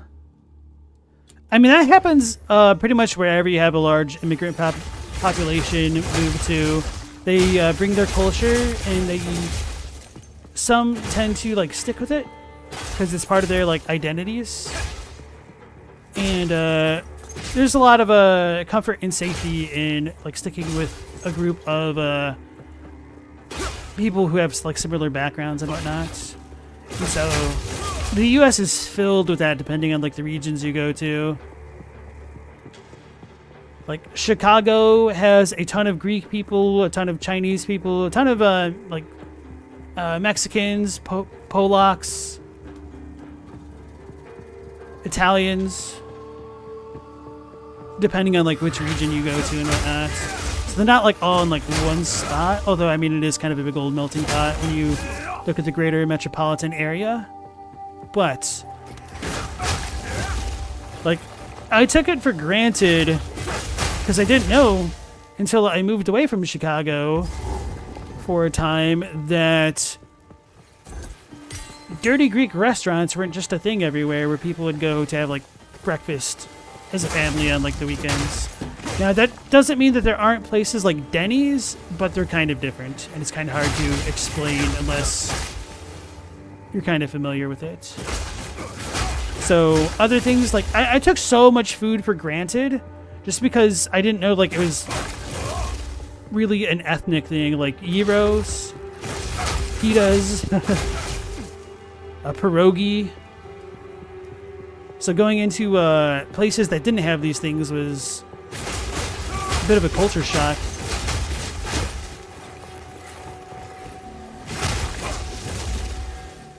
And obviously, like, that culture shock isn't unsurprising if you're going to a different country like Japan. But when you're going just from a different part from America, it's a little bit unexpected how much you take your home region for granted. Did I just mix Dirty Greek and Denny's together? No, my point is they are not the same, but Something emanates from the dust. it's like the equivalent of people who don't have Dirty Greek restaurants to go to, that like Denny's is their equivalent of that, but they're so different. When Cantrell went to Toronto, that was a surprise. Oh no. You getting ganked? I really love the design of the terracotta soldiers. I wish they were a little bit scarier. But I guess, I mean, they're just terracotta soldiers, so probably can't expect too much.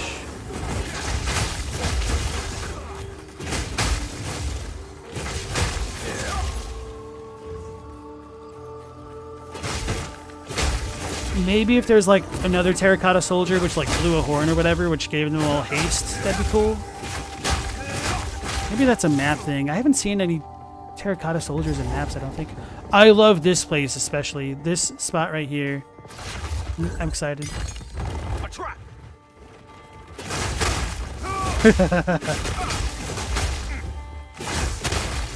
Ooh, baby. Man, all the like little particles, chunks of ice, they're not even really particles. They're big particles. You've never seen so many Asian people than in Toronto. Oh, it's because like a lot of Chinese investment has gone there, and Toronto also has like a lot of universities, so you're gonna have a lot of exchange students, I'm assuming.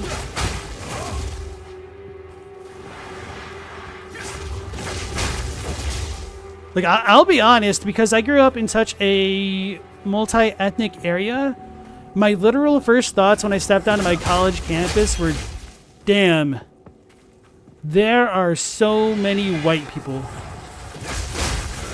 And, like, I didn't really mean anything by that. It was just an observation.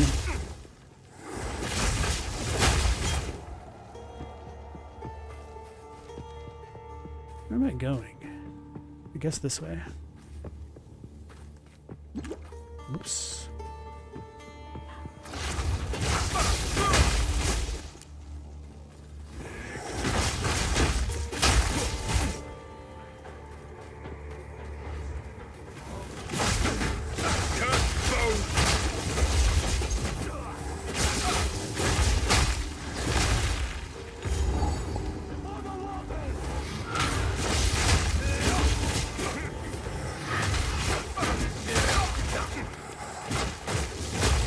I kind of wish the enemy flavor text appeared on the chat screen like they do with the bosses.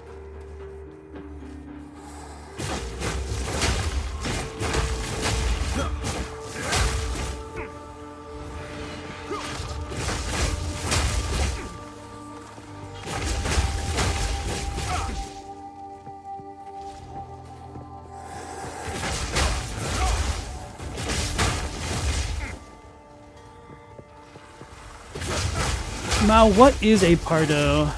Pardu, I don't know how to pronounce that. Meet the dreamer.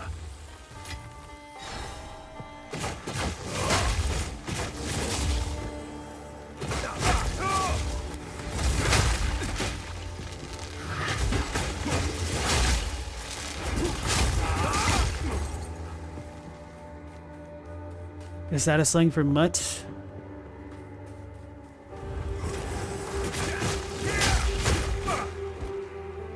Yeah, it makes me wonder if it's like a cognate for part.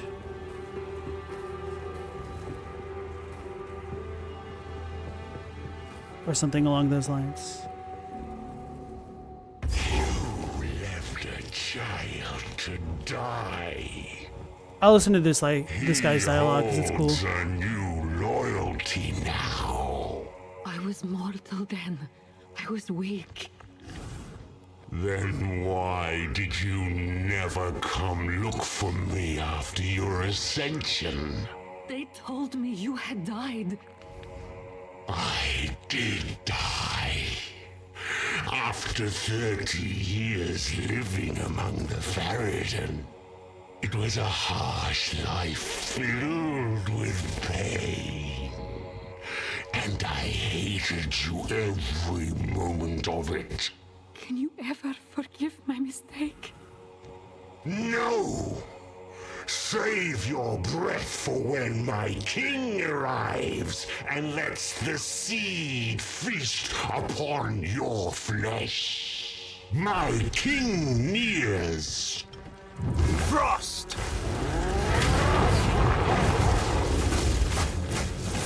I cannot.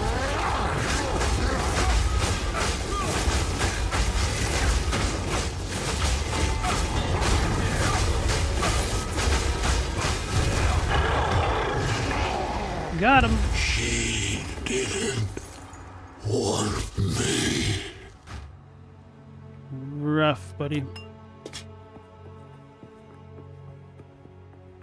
So yeah, so part of the way that I am freezing things so much is by using that monk ability, the Unbound Avatar.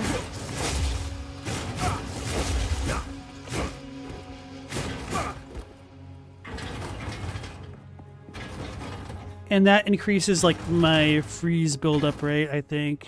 Let me reread that. So after I freeze a boss the first time, or any enemy the first time, the second time it's supposed to take even more freeze buildup. So this allows me to deal 40% more ailment buildup while unbound. So yeah. Minced him, exactly. So Pardo is a color, it doesn't have anything to do with the mud. Okay. You get great representation in anime then. So Mao is Shadow from Bleach then. Immortal. Oh, at last. Please, end my suffering. My followers are long since dust, and I am but parchment. My veins dry as sand. None remember my name, and none think of me. I awoke from my long slumber, unable to move. My time has passed. I ask you, mortal, to use that one element that may finally end me. My opposite. Fire. It must be done.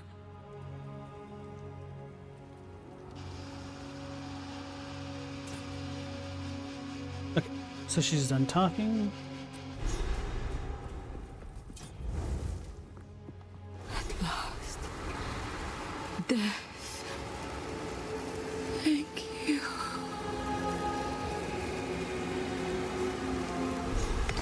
Thank you. I never expected divinity could be such a curse. Yeah, so that's probably one of my favorite side quests in the game.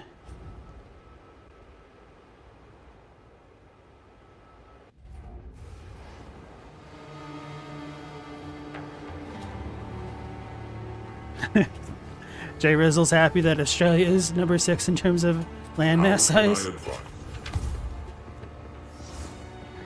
There was a goddess of water lying at Nope. Not no more.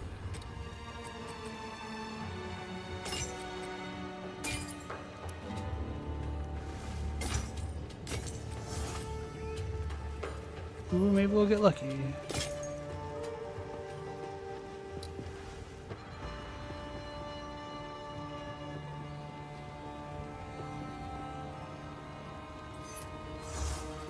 here for a story. Wait, I got a jewel?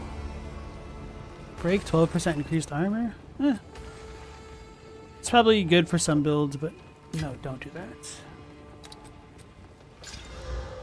Skill effect duration. That might actually be okay for me. I might use a regal on this to see what we get.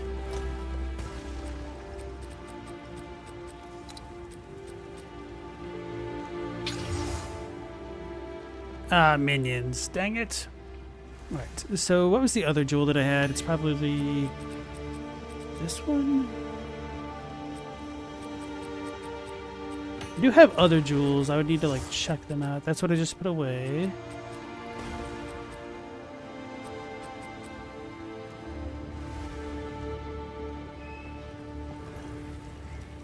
Maybe this will be worth regaling. That's a terrible roll.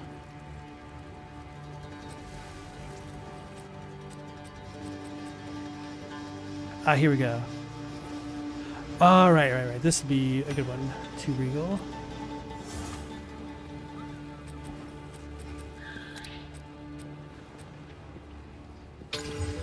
% of life on kill. It's okay.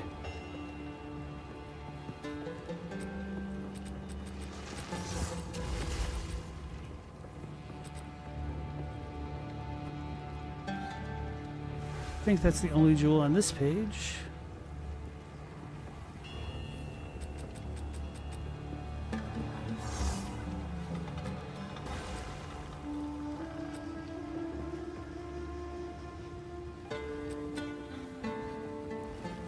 Dang it, nothing super great there.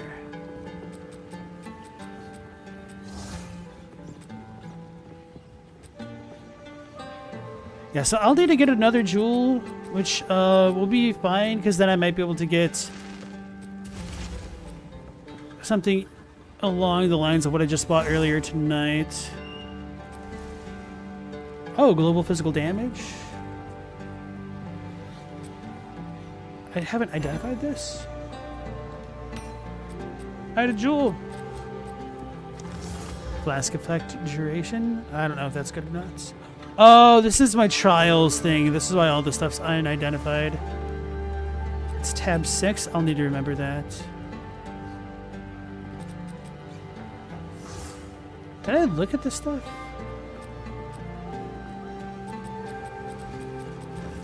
No. Okay.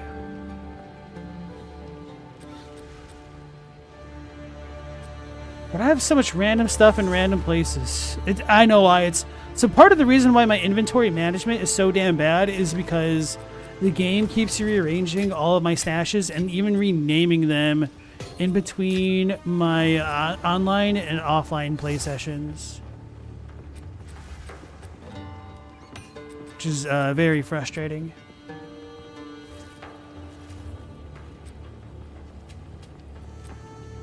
I'm going to try to gamble once more.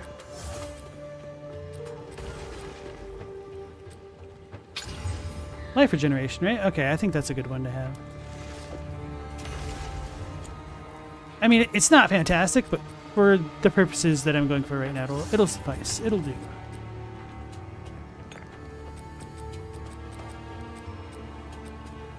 Kingfisher, 5,000. Yes! Wait. It's literally the exact same thing! This will be a good thing to sell, though.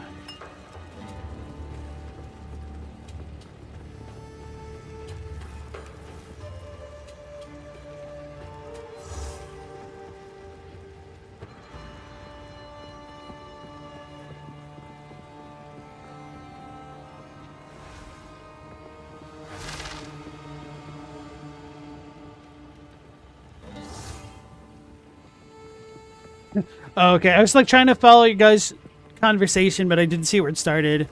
So Canchel called Australia the world's largest prison. It's a bit of a joke, but there's this grain of truth to it, because that's essentially how Australia was founded. But Jay Razel said only if you're really bad or poor.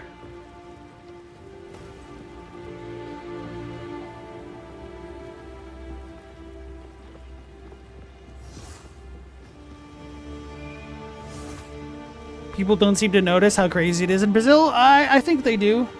If they like know even a little bit about it. Oh, we got a tier 3 support gem. Okay, sweet. Layer joke indeed. Canchel said everything in Australia scares them. The lizards, caterpillars, bugs, arachnids, government, and some temperature. Caterpillars? Oh, they do have some scary caterpillars. That's true.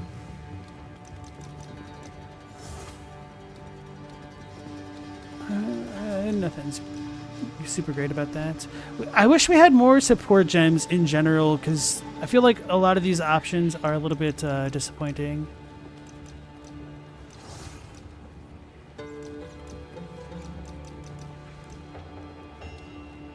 Where is Ice Strike? Let's check out tier 3 stuff. Oh, cold exposure is what I wanted, but for the glacial cascade, I think. Oh, that's right, because I didn't even really like what was on a lot of these things. I guess I could put Behead on something like that as well.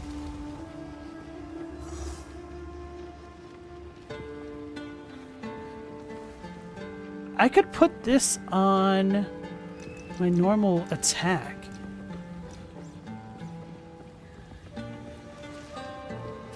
And have Coaling Strike on it.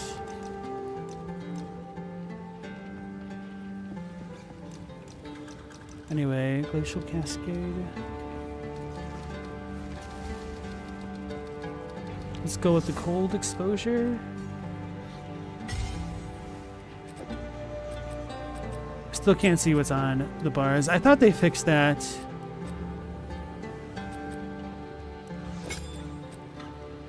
And shatter they shall.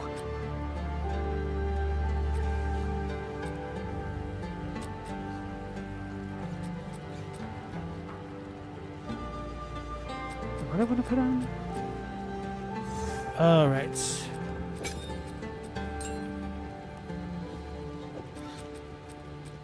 Do I even need this?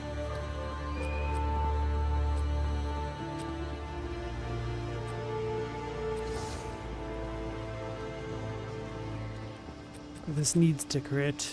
That's unfortunate.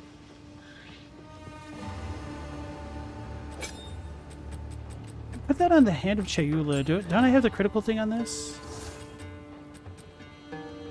Oh, not anymore. I've got too many gems.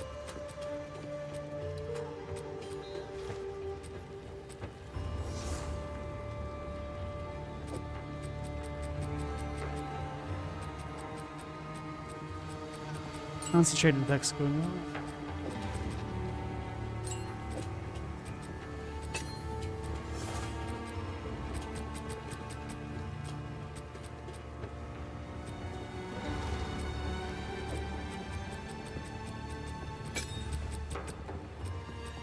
I have that on Flicker Strike. I guess that makes sense.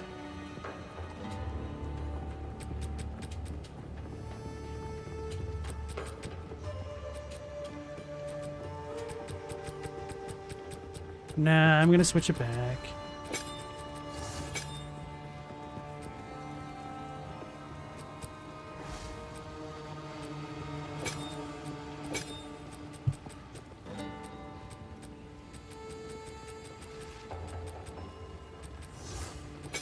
Oh, I could definitely put that on Herald Device. Not the best thing, but there could be worse.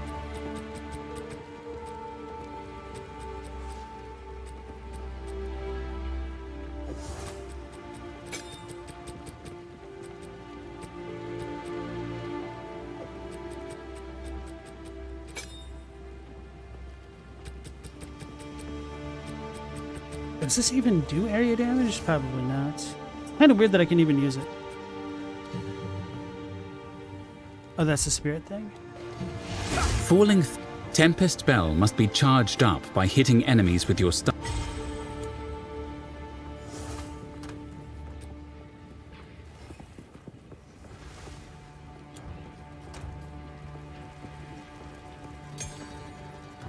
Alright, I think I'm good.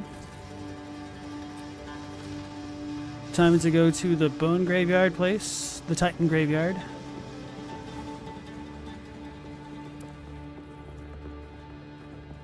Jay Rizzle saw a toad murk a giant huntsman once. That was terrifying. That sounds wild. Sounds crazy.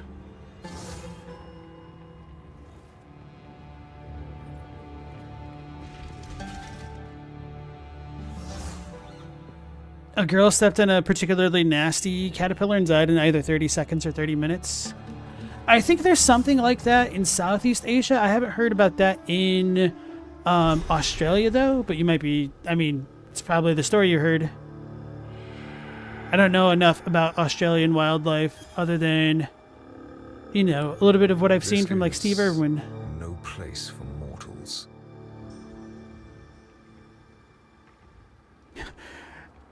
Jay Rizzle, swear to God that you saw a spider get whacked by a size 13 shoe and its legs are fully sticking out. You haven't seen anything like it since. That sounds terrifying. That's why people half-heartedly joke about burning houses down instead of dealing with spiders.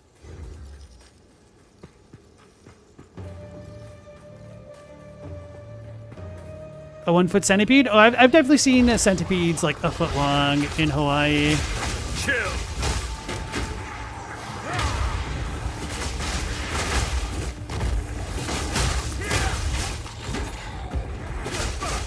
Where's our other caster jerk?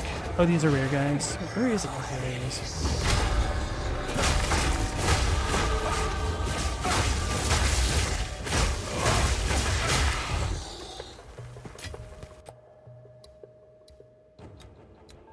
Right, 2 levels to go there.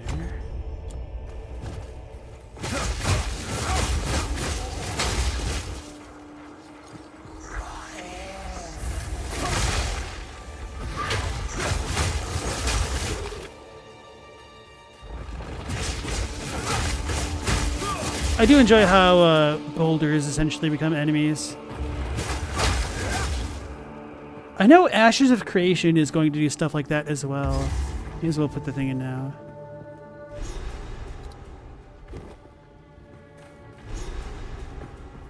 I'm definitely looking forward to Ashes of Creation as well whenever that finally eventually goes live. I haven't been keeping up with it too much for a long while now, just because I knew how long we would have to wait to really get more info. But I think I just saw like a notification earlier today that they're like moving into phase 2 or something like that. So I might need to like check them out to see where things are going. I know they've had some like other early alpha tests, so we'll see. Wait a second, is this layout the same? Freezing strike!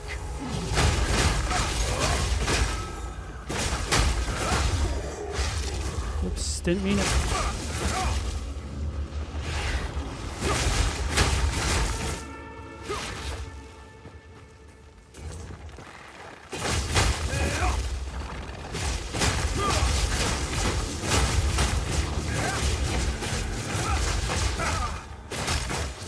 Estelle likes the spiders in her apartment.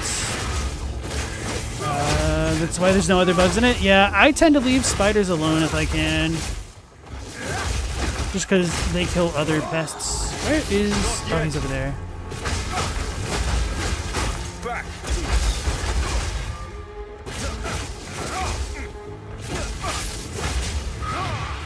Need more mana. Oh my goodness, I got slammed.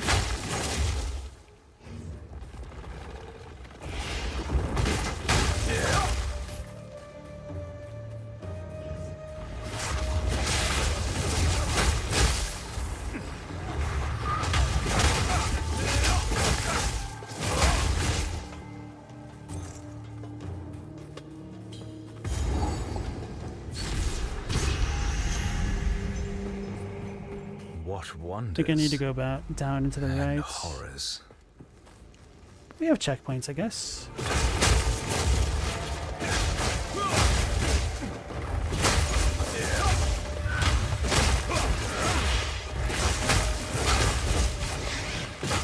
Freezing strike! I misread Dune Lurker as Dung Lurker. I was like, oh, Dung Eater finally has a friend.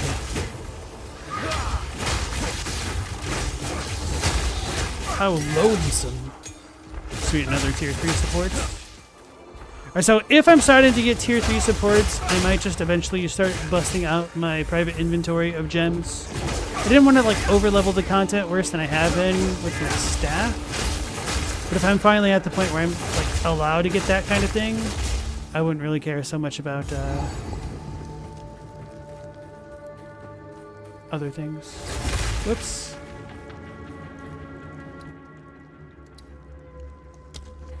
Wait. Gotta go this way. Control can deal with snakes, not spiders.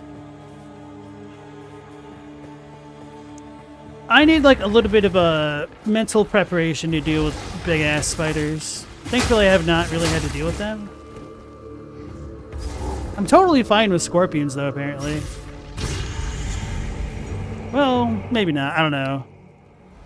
Because there's definitely one night when I was sleeping and found a scorpion in my tent, which was lovely. But it was a little baby, so it was kind of cute.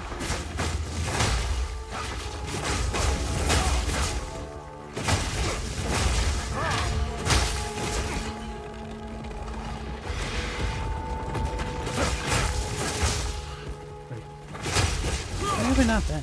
It's just... Oh, is there a little spot there in the middle? That'll be annoying. Tarantulas are dope. Snakes, cool. Spider, Satan. I'm kind of indifferent about snakes. Like, I really have no desire to touch one, but I'm not, like, super freaked out by them either.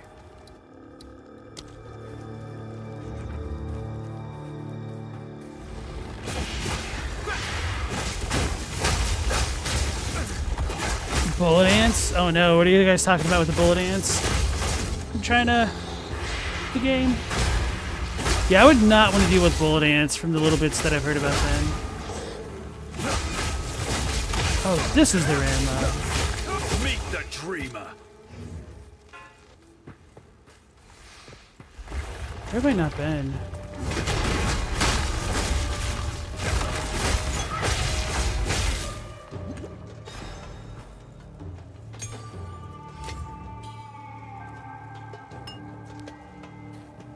Oh, down here. That's what I get for not hugging the outside walls. Glad they put in checkpoints, though. They need to add them to maps. Frost crush.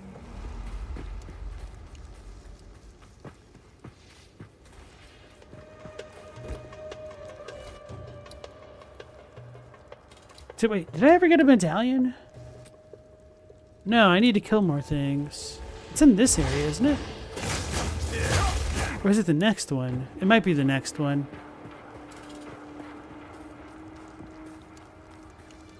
Are the tarantulas in Arizona bird eaters? This is the family of tarantulas most common in Brazil. No, we don't have any bird eater spiders in the US as far as I'm aware.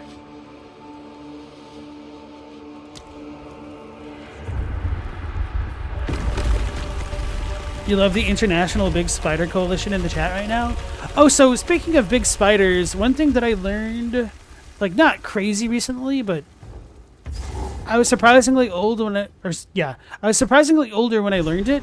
But there's a difference between so-called old world and new world spiders, like in terms of the way that they evolved, which I don't remember what it is. Speaks of this. I'm not supposed to be here. But like the first time I heard the term New World Spider, I was like, what? Does it like listen to EDM or something? I don't know. It froze me.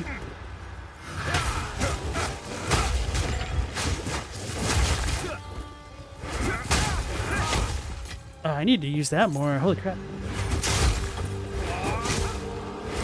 Have I been doing things wrong this entire time? Other than like rolling into enemies. I need mana. Wait, I don't need to go down. There's nothing there for me that way. There's no extra things here, that's right. Spiders! Speaking of big old spiders, right guys?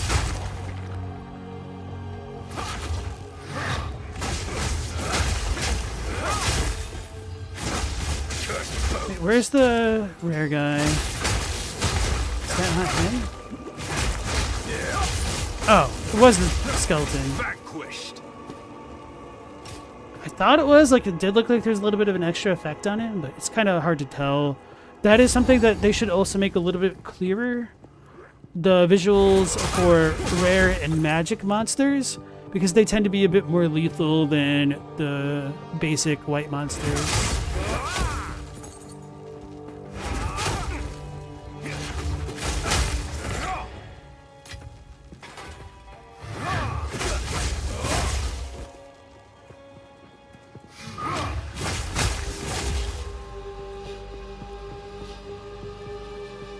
Now it's pretty chill with the snakes.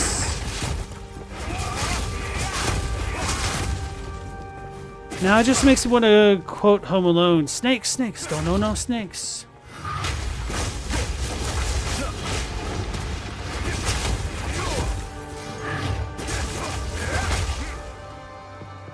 I don't go this way, so I need to go to the left, I think. No, I can't go to the left.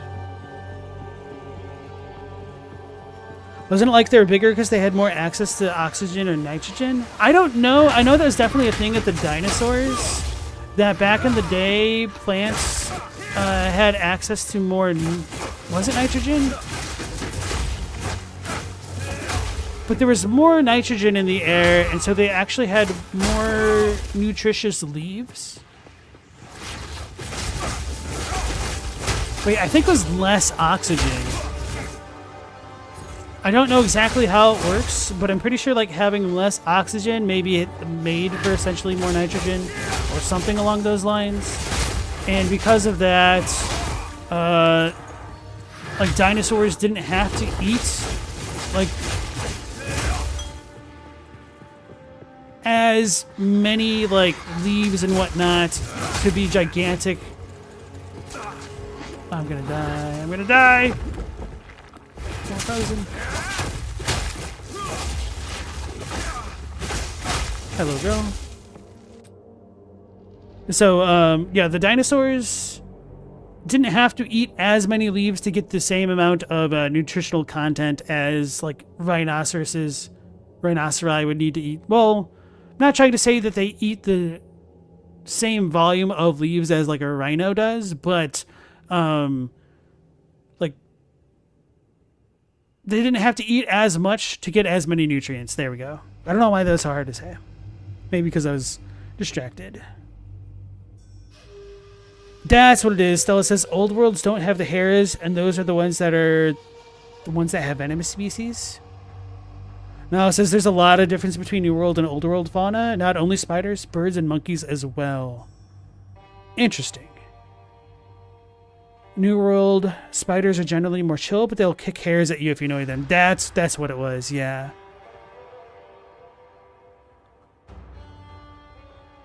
Jura asphyxiation? That sounds like you're being strangled by Jura from Bloodborne.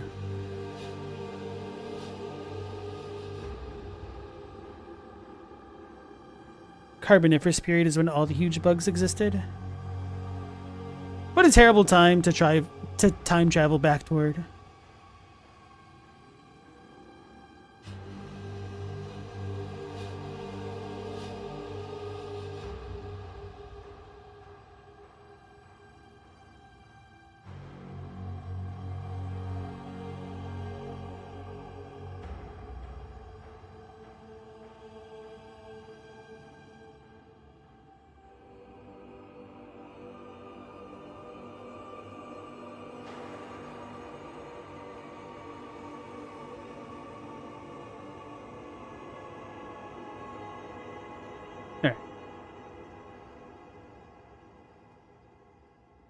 Scientists can tell you what happened unfathomable amounts of years ago, but are shocked when they find a new species not accounted for. Well, I mean, yeah. It's like finding the equivalent of Mew in real life or something like that. It's a new Pokemon, bro. They get to name it and everything. It's a pretty exciting moment. And also, just because like a lot of the world, at least the surface, not so much the oceans, has been explored so much, it's really difficult to find new creatures unless you're like in really remote regions. So if you find something that isn't in as such a remote region, it's even more surprising. Mao said more oxygen equals bigger animals, more nitrogen equals plants growing better. Dinosaurs eating less is not a thing. Well, it's not necessarily that they needed to like literally eat less as much as it was that the part of the reason that they were able to get so big is partially because their diets allowed for that to happen. But I don't know enough about that to give you the specifics. So you might know more than me. Press the wrong button.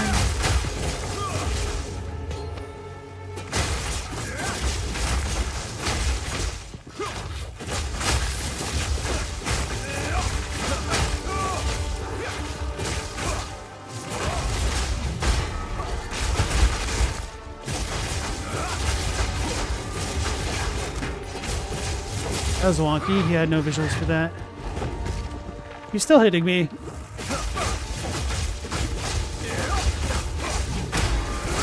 Meet the dreamer.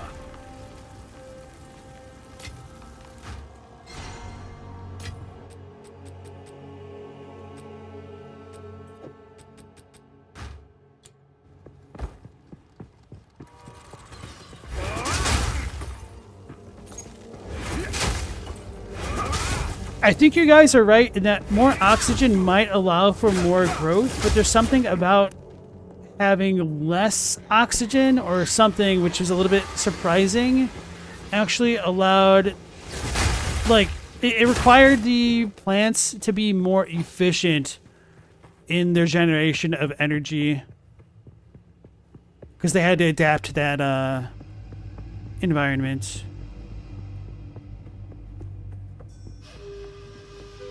Plants nowadays are way more nutritious than the ones of the old age. Dinosaurs got bigger because of their respiratory system was more like birds.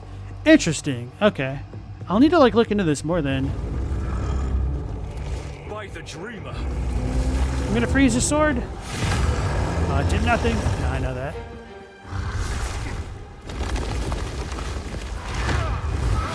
Oh.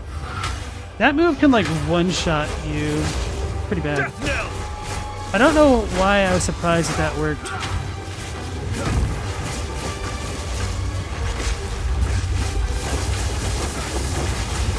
Oh, I died. Okay. I was a little bit awkward with the hitbox's positioning.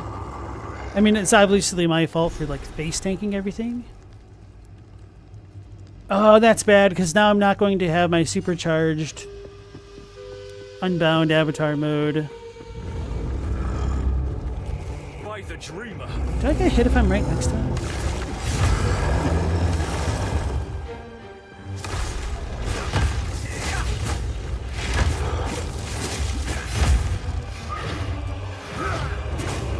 Damn it. I cannot.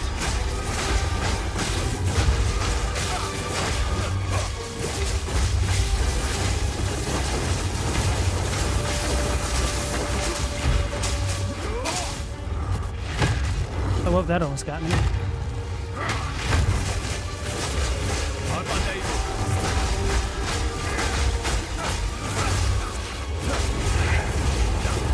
Frost. Not yet.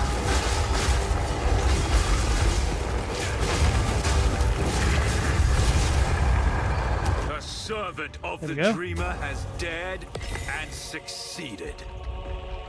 A living gem, a gift, and a prize. Okay, got it done. Kind of just blasting through it now.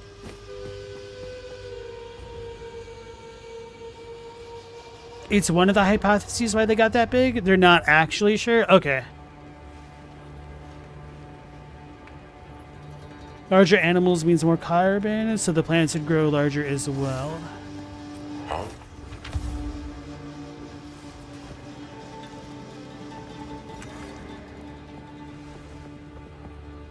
This ruby. It'll take a if my fingers. I can't take that yet.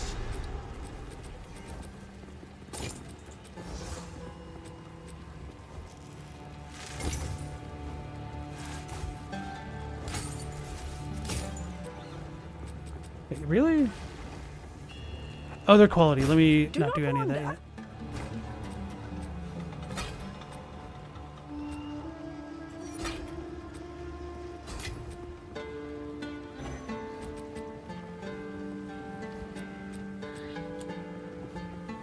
Speak up. That's not too great.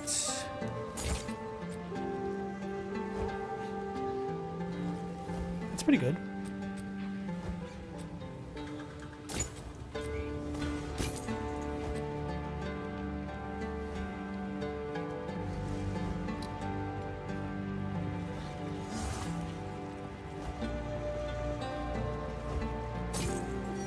Young one.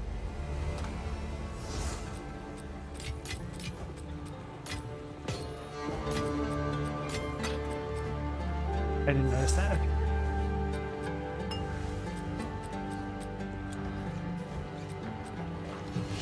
Falling thunder.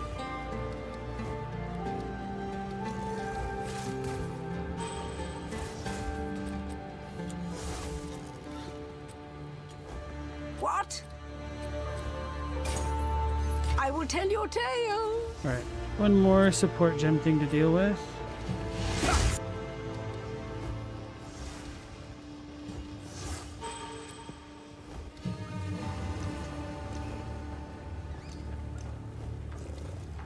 Oh!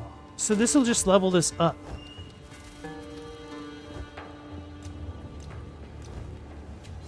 Can't do that yet.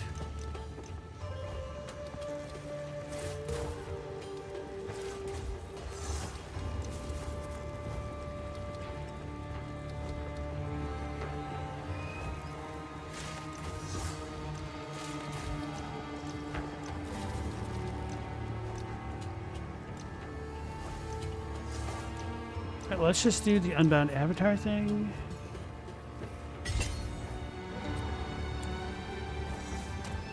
I guess we're kind of filling up on skill gems and whatnot. Hello. Horn of Vistiri. I will Do not wander.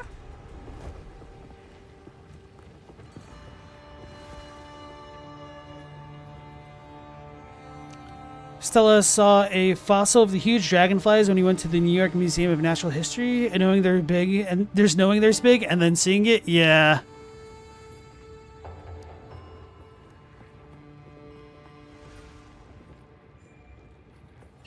Marco Polo recorded seeing giant lizards and dinosaurs on his travels. Well, there's a potential that he could have heard about things from other people, and then stories got exaggerated, or he could have exaggerated and lied. It is time to use the reforged Horn of the Vestiri to open. I am a Sala. Remain But there's fed. You have your also orders. the potential that there were more animals like that in the past. Not be necessary when the dreamer awakes. What do we do now?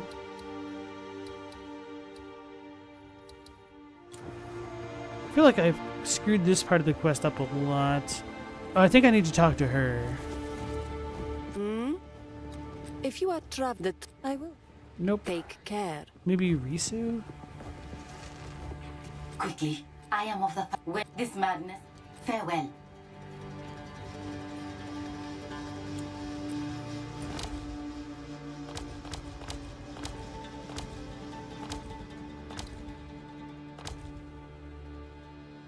I think I need to go to the Mastodon, Bonefields, and fight more things to get the other charm thing. Yeah, I need to do that now, otherwise I'll forget. Hey, Nat Hokai, nice to see you again. Stella says, you're pretty sure Marco Polo saw some crocs and exaggerated? Well, I guess to be fair, like, there are some really big crocs. Like, can't some grow to the length of, like, 16 feet or even longer? Or, crap, even if you saw an anaconda, that'd be terrifying. I am really not familiar with Marco Polo other than the children's game.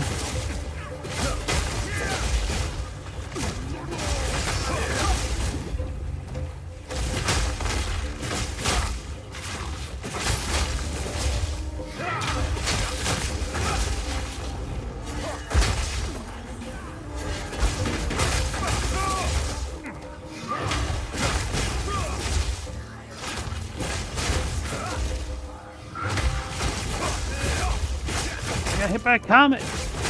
Actually, that might be a meteor because it's fire damage. That sucks. I was just trying to screw around and do the flicker strike, which takes a longer wind up, but because I was out of mana, I couldn't do it, and then I just stood there and got tackled and obliterated with a meteorite.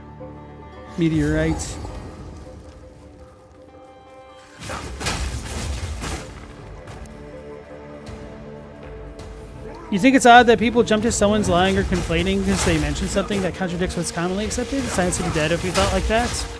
No, I would disagree with that, and I would argue then that the burden of proof is always on somebody who makes a claim, and you shouldn't just take what people say for granted. The whole scientific method is built on the principle of falsification, which means reconfirming somebody else's claims, either with similar experiments in a controlled environment or just verifying the accuracy of any purported claim. And I think skepticism is healthy to a degree. I know that's fine, it had a socket on it.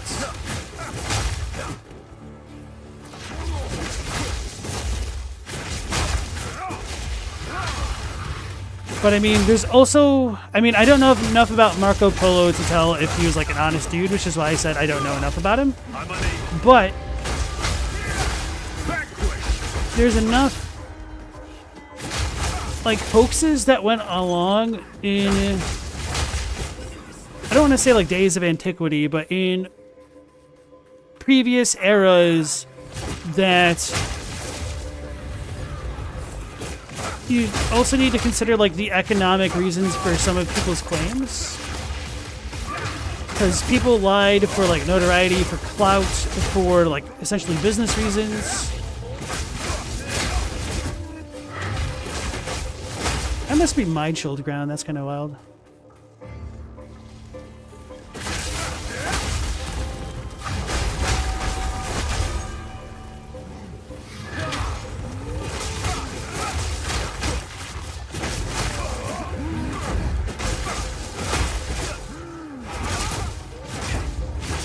Not yet. It's fun. Hey, Methodi, how's it going? I said Methodi. Methoda. Path of Exile, isn't that a Magic the Gathering card? Exile is what gives a land? Not exactly. Swords to Plowshares is what I'm assuming you're going with. Although there might be another one. Oh, this is kind of sketchy.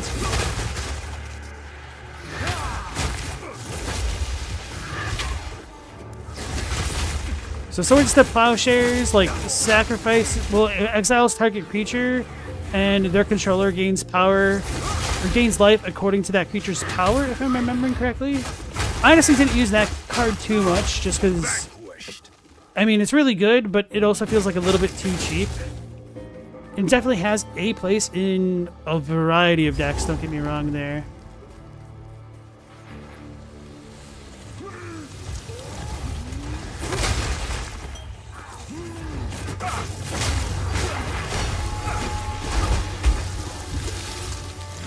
That flicker strike almost killed me. And I'll do it again.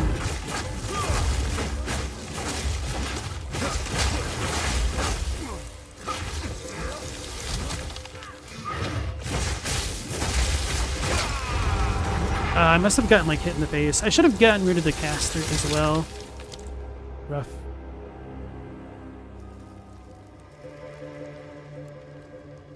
Nile and Salt Alder cracks get huge, yeah. Another count by Greek soldiers that killed what seemed to be brontosaurus or smaller variants outside the walls of a city.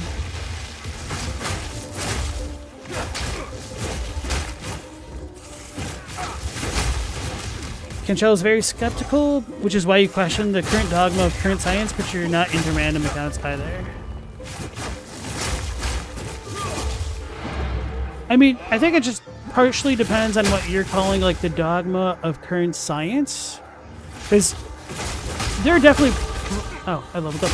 There's definitely problems with the methodology of like certain institutions, and I do think too much is politicized via academia for a lot of things. And there isn't enough like falsification for like a lot of claims, and there's a lot of junk science out there, but that doesn't necessarily mean like science in and of itself is flawed as much as it is like the way that a lot of people practice it, which does sound a bit more like alarmist and defeatist than I think I'm mean to be.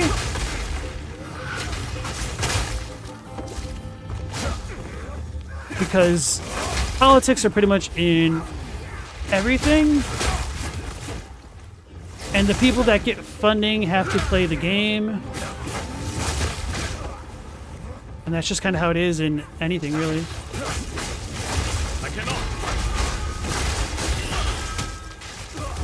I tried to heal. Dang it, I missed out on an orb of alchemy. I should have leveled up.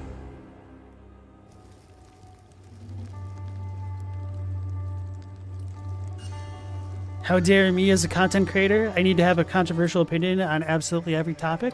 Wait a second, did you just get outraged? Maybe that is the controversial opinion, forehead.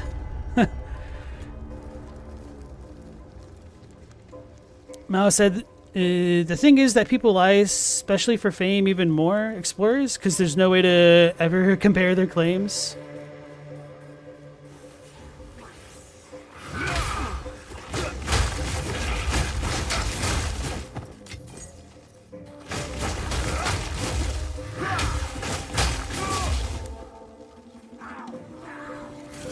Oh yeah, we have checkpoints. So.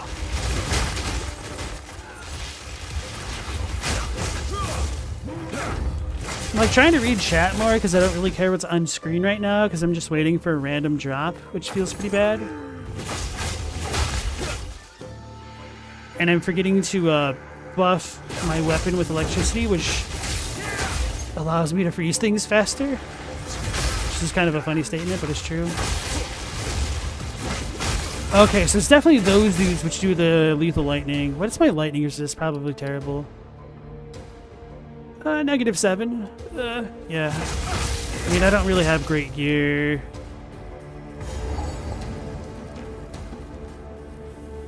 Already picked up the gem thing from this, which is why we don't have it again. Which is fair.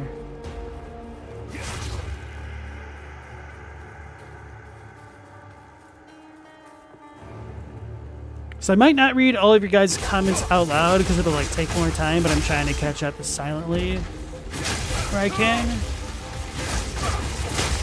So if I seemingly miss something, I might not. Otherwise, I might really miss something. So just repeat it if you want me to read it out loud.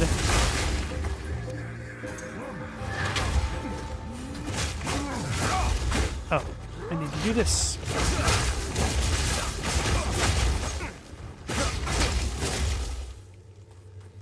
Path to Exile. Okay, that makes sense. Exile target creature. Its controller searches for basic land and puts it in. Okay. It's a 1 white removal. That makes sense. I'm sure I've seen the card. It sounded familiar, but for some reason, like, I don't know, Swords to Plowshare is a bit more iconic. And that's probably why it came to mind first. Freezing strike!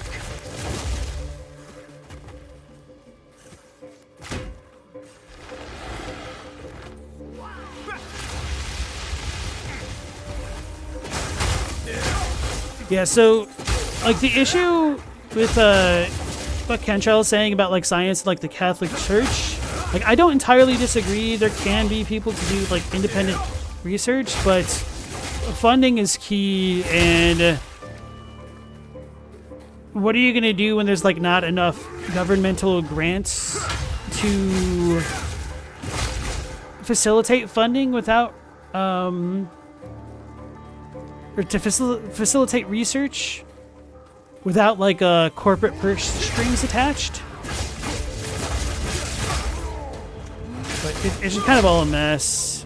Because like no matter what system, it's going to happen because science is dependent on funding. And in many ways, like we're probably reaching the point where there's too much knowledge required to succeed for like average humans because it just takes so much more time and resources to depending on the field to actually like do the research. Like what if you were a scientist and you needed to use like the Large Hadron Collider for some experiment, but there's more pressing things that other people feel is worth studying first.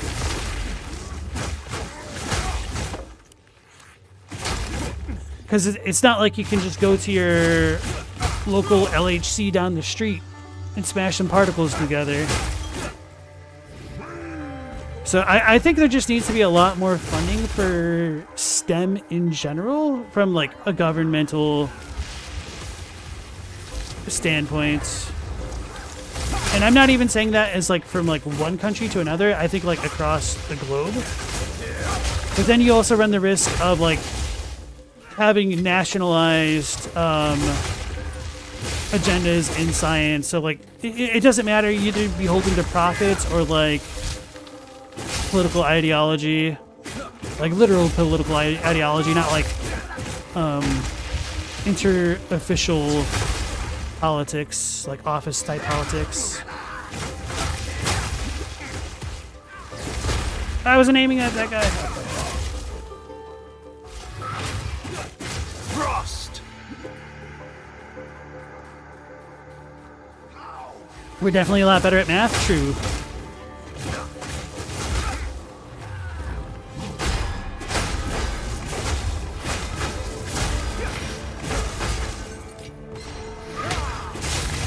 Is it not in this area after all? I feel like I might need to like look it up. I wish that these quests on the map marker told you at least the area to go to.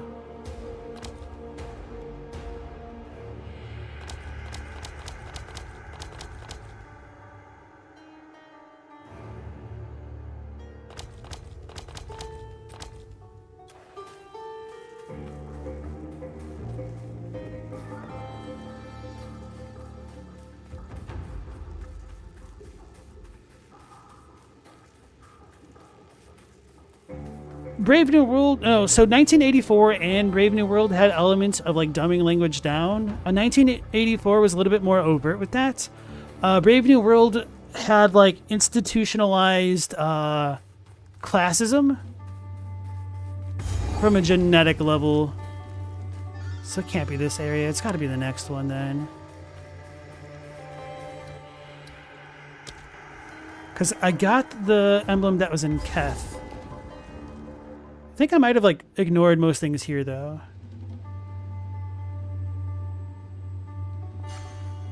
And then like another book which talked about like the dumbing down of society in a certain way was Fahrenheit 451.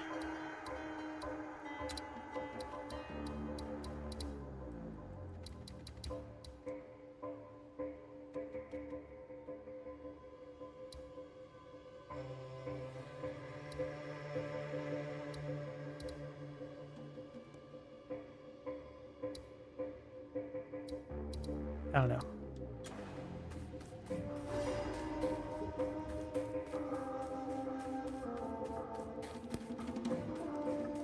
Better at chemistry too? A little bit. Did I not get that checkpoint? That's weird.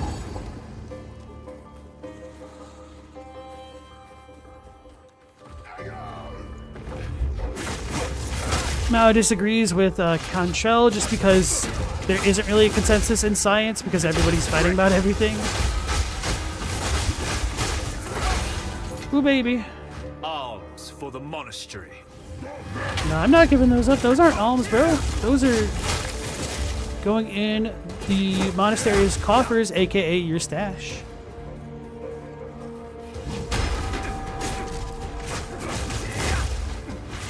Uh-oh. There we go. No, I got deleted by the meteors. Okay.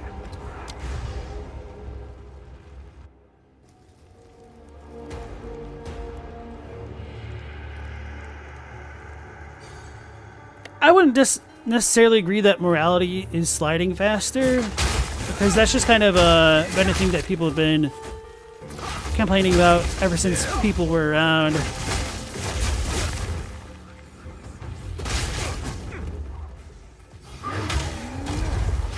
That was weird.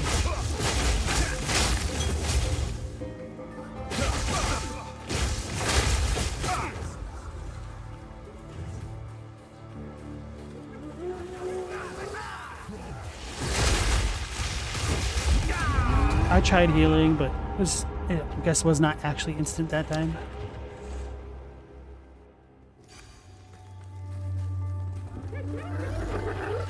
"1984's manipulation of language for control." Oh, we got it. Okay. Hey guys, we're done.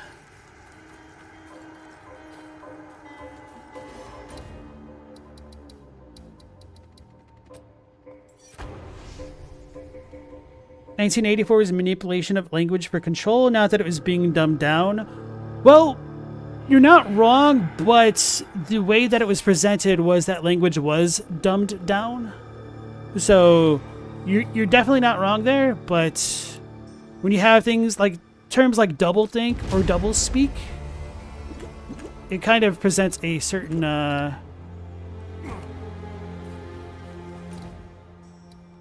narrative or something there. Where is the thing? Where is home? Oh, it's right next to me.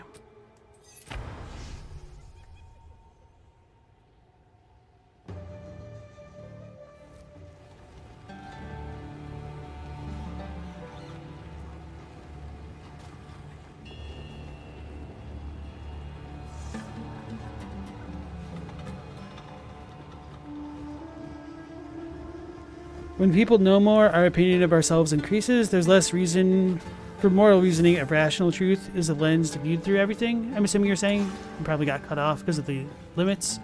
Quickly. Care for a story? I don't know. I feel like that's going down a path of conversation that I can't really like remark too freely about right now.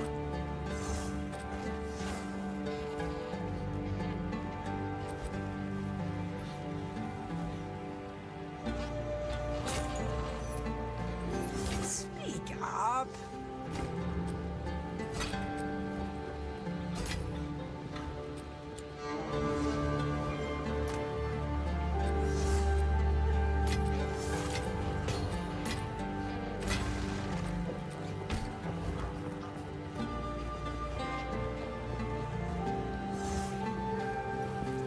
So, like, as far as, hold on. As far as, like, people using, like, their own rationality to justify, like, moral superiority, sure, that can definitely be, like, an ugly thing, but I'm not trying to defend it. I hope that's not really that big of an issue right now. Does she really want me to go into the Trader's Passage? It is time to use the reform. Move swiftly. I feel like I screwed this up as well.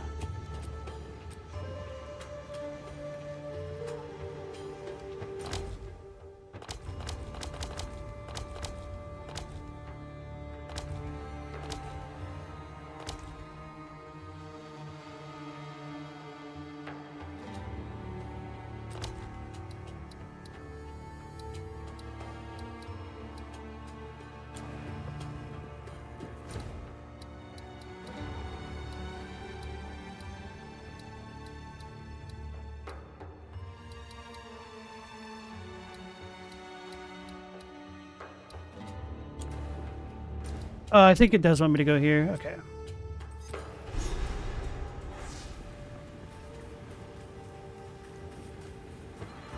Yeah, now I put it up here.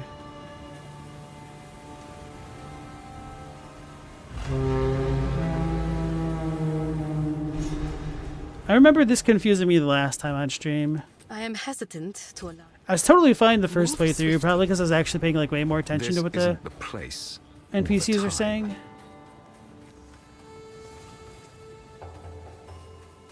What do I do now? Yes. Assaulting the gates. Oh, I talked to what's her face, and then we go to Deseret. As we approach the other, if you Deshar. happen, who goes? You may trade blessings.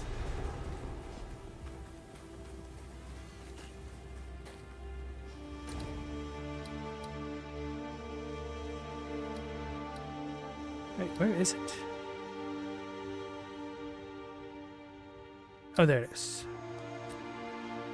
So the maps change, like, their layout between acts, like Cruel and whatnot, and the runs, so that it kind of confuses me where the layouts are sometimes.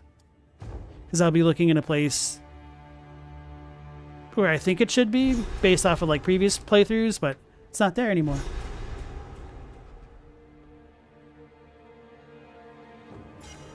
I didn't expect burial spires to be so beautiful.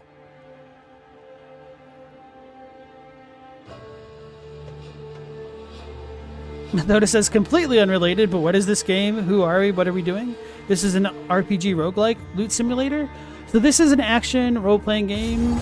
I don't know if I'd call it a roguelite or anything like that, but there are certainly a lot of elements in similar to that type of genre. So this is Path of Exile 2. It's the sequel to Path of Exile 1.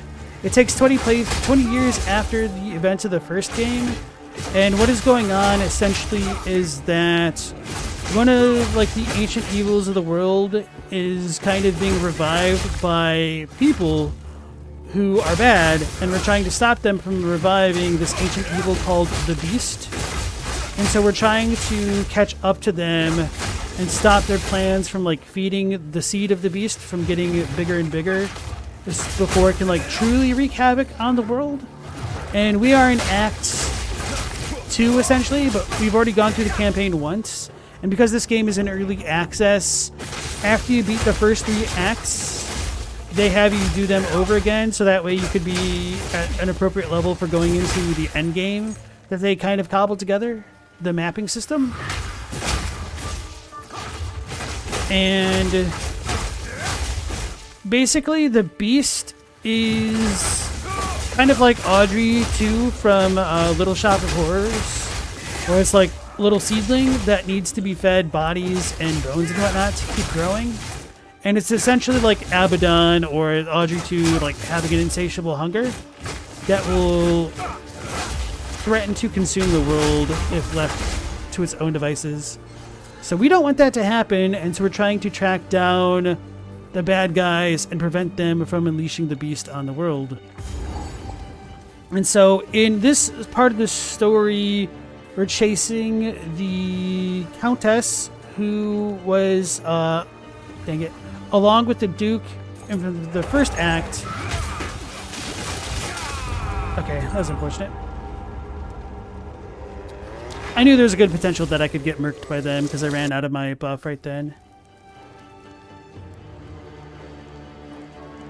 Sorry about that. And then the Countess fled to this place, this desert, with the beast.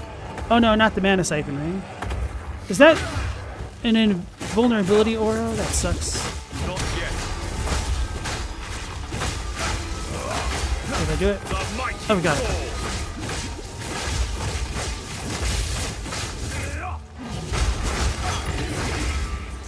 Just face tank him, bro.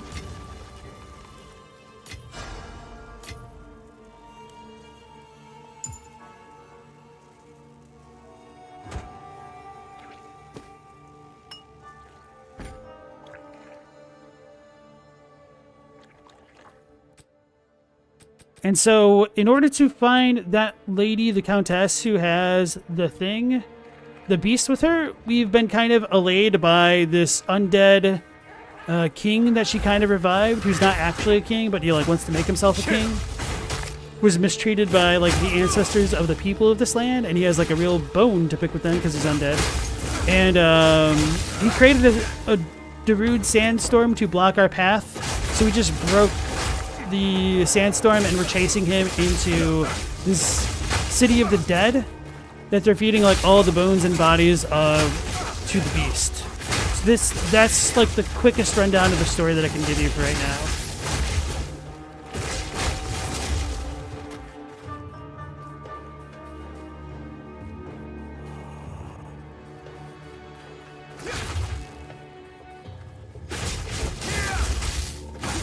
You don't know what the bad guys are thinking? Oh yeah, I guess I should have explained about the corruption. So, feeding the seedling of the beast, that does seem like a really not great idea, doesn't it? Well, what happens is the influence of the beast spreads literal corruption throughout the world, which distorts the perspective of the people and animals that come into contact with it. And so, like, in the first act, they're talking about how, like, a lot of animals are not themselves any longer, and then, like, people are coming back from the dead, and it's all because of the spreading corruption brought about by the seedling of the beast. And, spoiler alert for the first act boss, he's not really himself. Burning ground, it hurts. Ooh, chaos. Oh no, that's a rare.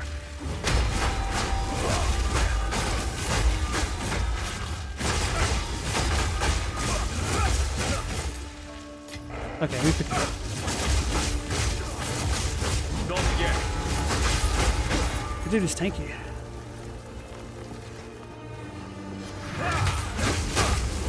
And so, we don't know the full story about the Countess yet. Excuse me. And that's kind of why we're chasing her. We're trying to stop her and figure out what's going on.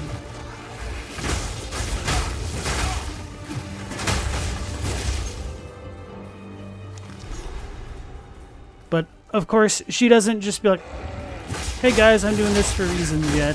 So, one thing that's really cool is that when you get to the end game and you kill like rare monsters, corruption falls out of their body and starts like spreading through the ground. So I really like little bits of attention to detail like that.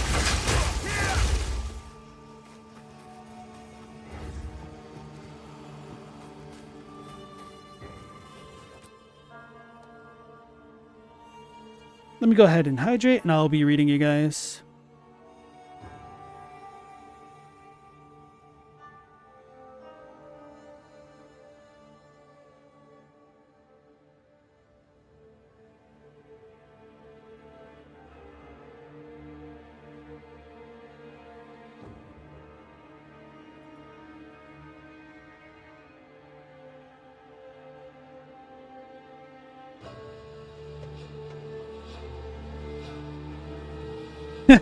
My condolences, Meow Laser. You just finished playing through Armored Core 6 because of me. Did you do all of the missions and did you like S-rank them and everything? Or were you just going through the story and whatnot? And I haven't played Black Myth, so if you play it, let me know how it is. I know it's certainly not Game of the Year worthy, right? Too soon. I know like a lot of people were upset that Astrobot won, but I feel like the people that were the most upset about it didn't even play Astrobot, so I don't even really care about their opinion. But if somebody played Astrobot and wants to make like a legitimate claim that Wukong or Silent Hill 2 or another game should have won, I would definitely listen to them. I mean, I wouldn't necessarily agree with them, but I would be more willing to like listen to those kinds of criticisms at least. Because by all accounts, everybody who I've heard play Astrobot has only ever said like really positive things about it. Whereas Wukong, I've heard that it's pretty much just like an alright game. Like it's a good game, but it's not like phenomenal or anything like that, and it's kind of has like a couple issues as well. But anyway.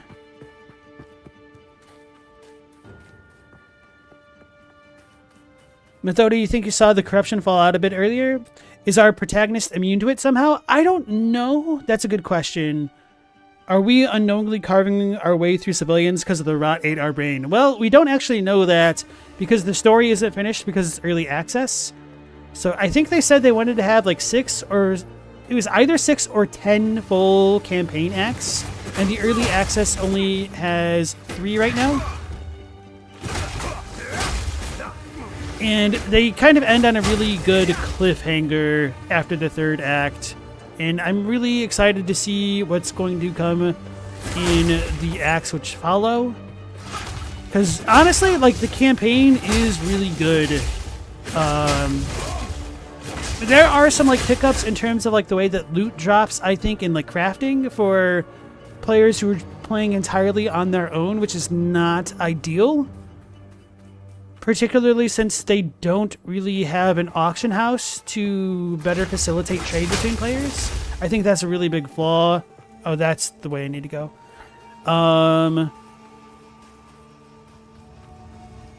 But a lot of the issues that I currently find with the game are pretty easily tweaked with like numbers, essentially, which is very exciting because like the actual core gameplay is really satisfying. Mankind always aspires to reach the skies, even in death.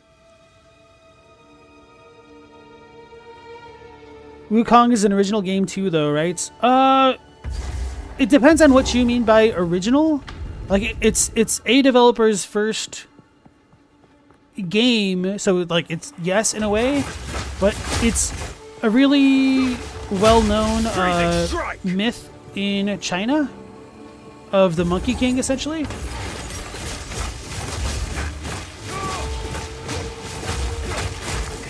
Uh-oh, I'm terrified of those things.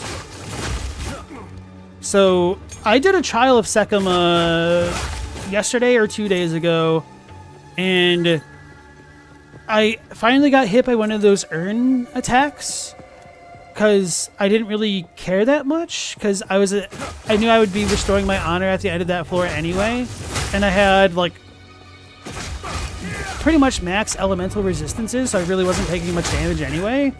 And that thing, like, killed me in less than a second. Like, it just burned me down so quickly and looked like it was fire damage. I was like, what the hell just happened? So I'm a low-key scared of the Urnwalkers now. Alexander got his revenge.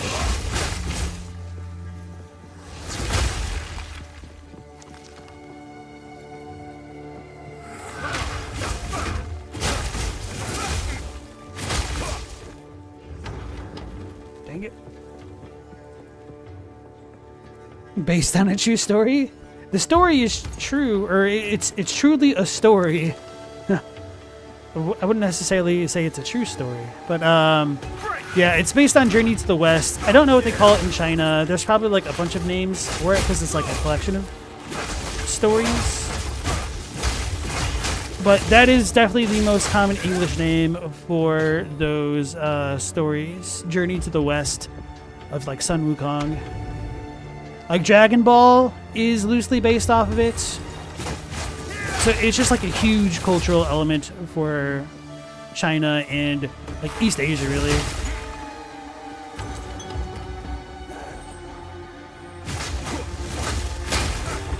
So I got the little Urnwalker prize. I don't need to fight anything else here, so I'm just going to go to the next area.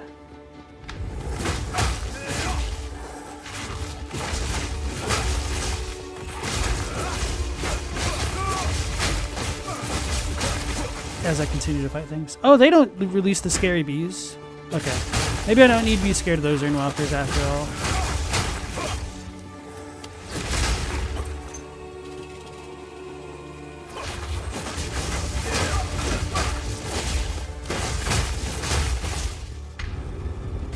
This area is just kind of too big.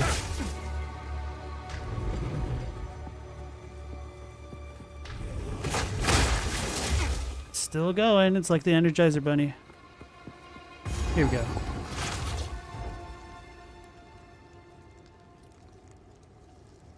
Yeah, Laser did all 3 playthroughs on AC6. You thought Black Myth Wukong is pretty fun. You didn't play Astrobot. Okay. Oh, so you already played Wukong. Okay.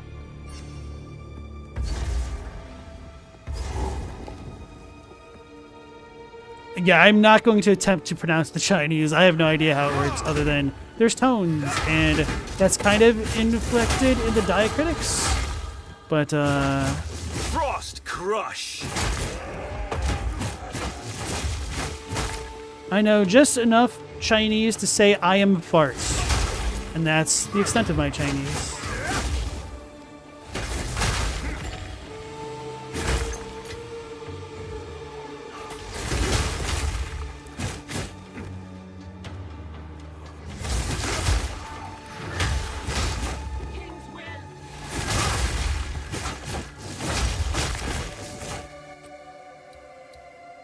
Ooh, baby. 2 maximum power charges.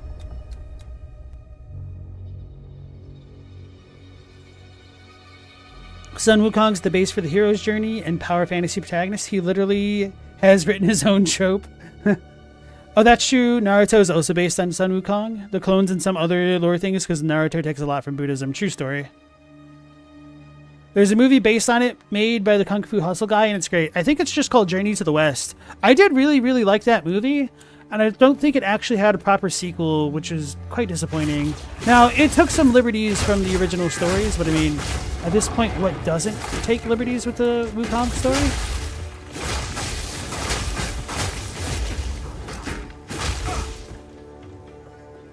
I got really confused by having the 5 orbs. So do I get like a super extra big slam?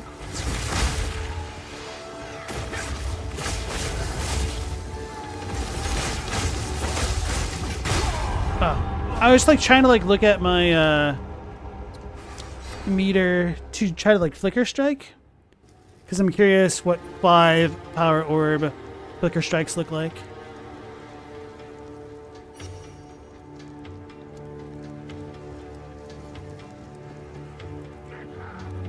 You don't recall the mangaka saying that Naruto is inspired by Journey to the West? It's trying to think of like a good Western example where it doesn't have to directly be inspired, like say that it's inspired by something to have been inspired by it.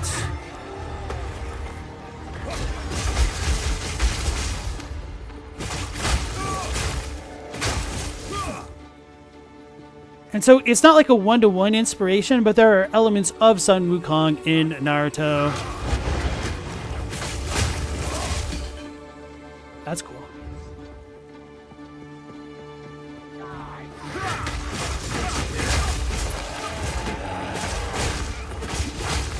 Oh, so this goes up to 40 seconds now because I have more power charges. What happens when I get 5? Let these towers. I was hoping I could figure out a way to make it keep going that way.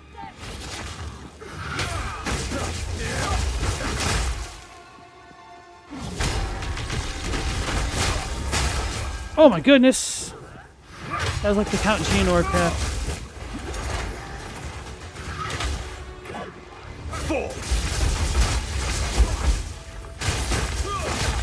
I'm unable. The mighty fall.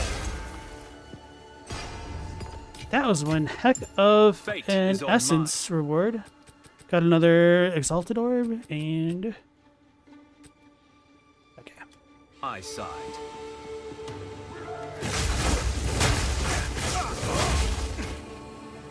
Hey Zero, nice to see you again.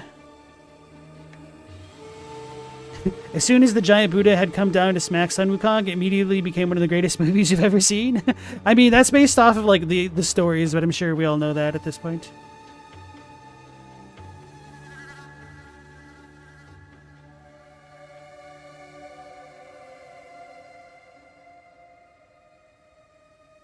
Now, Hokai said, you heard that this game has guilds. Is that a thing? Yes, it does. I honestly have not messed around too much with guilds, like, ever. Just because I tend to solo things, and I don't know. I don't like to feel too committed to online games. And guilds kind of come with that pressure to me, so I tend not to do it too much.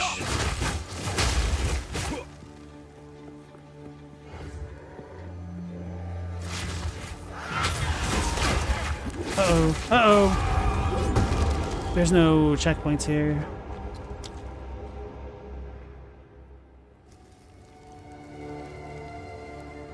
But yeah, there is also co-op in this game. Like, you can go around with a friend and, like, clear entire areas together. I don't know exactly how the story progression works. I think you can potentially do multiple characters all together, like seamless co-op style Elden Ring. I'll need to mess around with that sometime. Alright, so we have a 43-second buff when we have 5 power charges.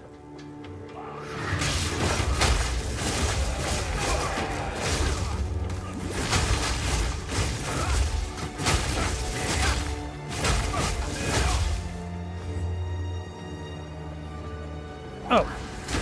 That's not good. I'm on Burning Ground.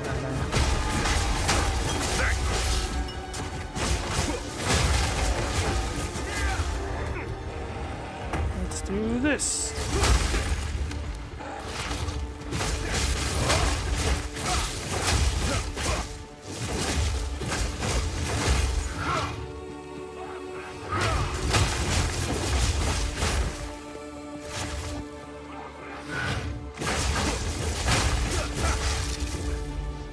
I pressed the wrong button.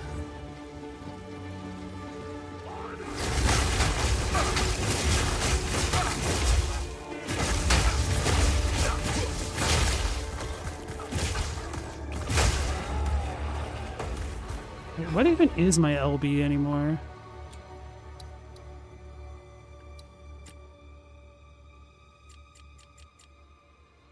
Wait, that's Unbound Avatar?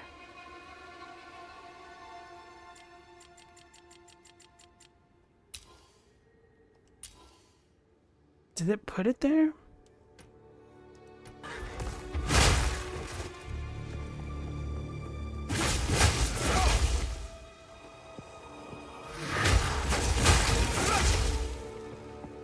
Ooh, unset ring.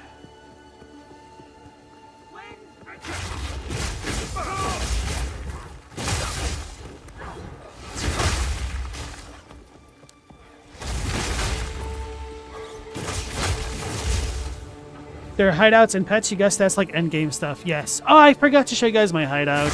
It's not anything special or fancy because I don't really have decorations. And honestly, they really don't have very many decorations in the game right now, which is a little bit annoying and quite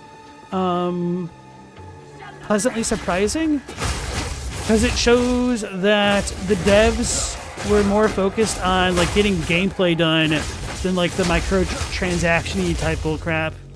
Now they do have like their supporter pack microtransactions like fully in the game, which, you know, that makes sense. It's like one of their like essential campaign promises in a way.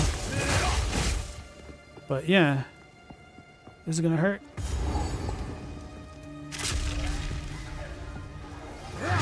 I needed that for the extra 10% lightning resistance.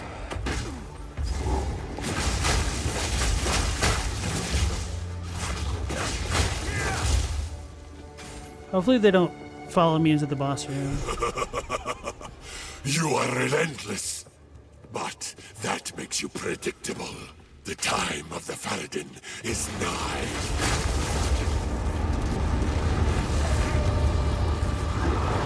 This reminds me of such an 80s like live action claymation type thing. I think this is bugged. Okay, yeah, that didn't look right. Oh my goodness, I almost got slammed.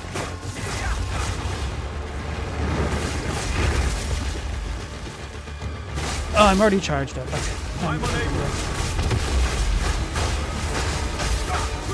Is he gonna be frozen? Is he immune to being frozen?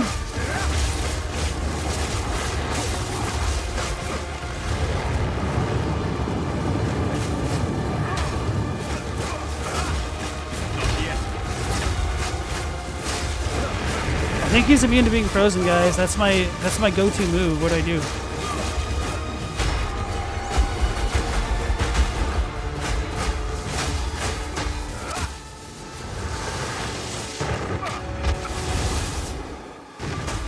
It sounds kind of messing up, maybe because I'm hitting him too hard.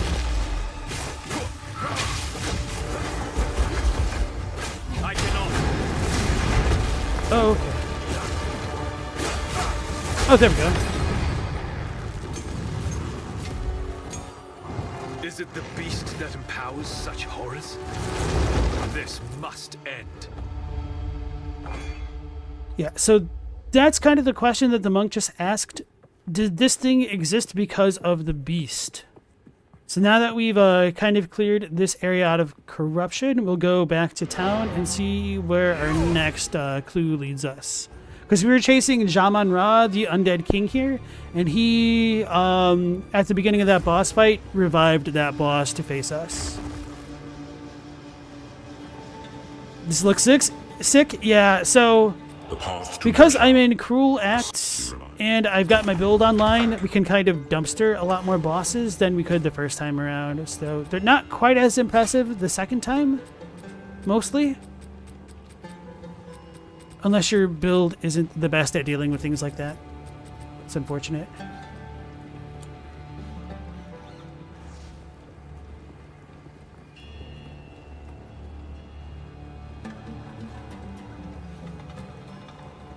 Naruto's possessed by a fox demon, not a monkey god.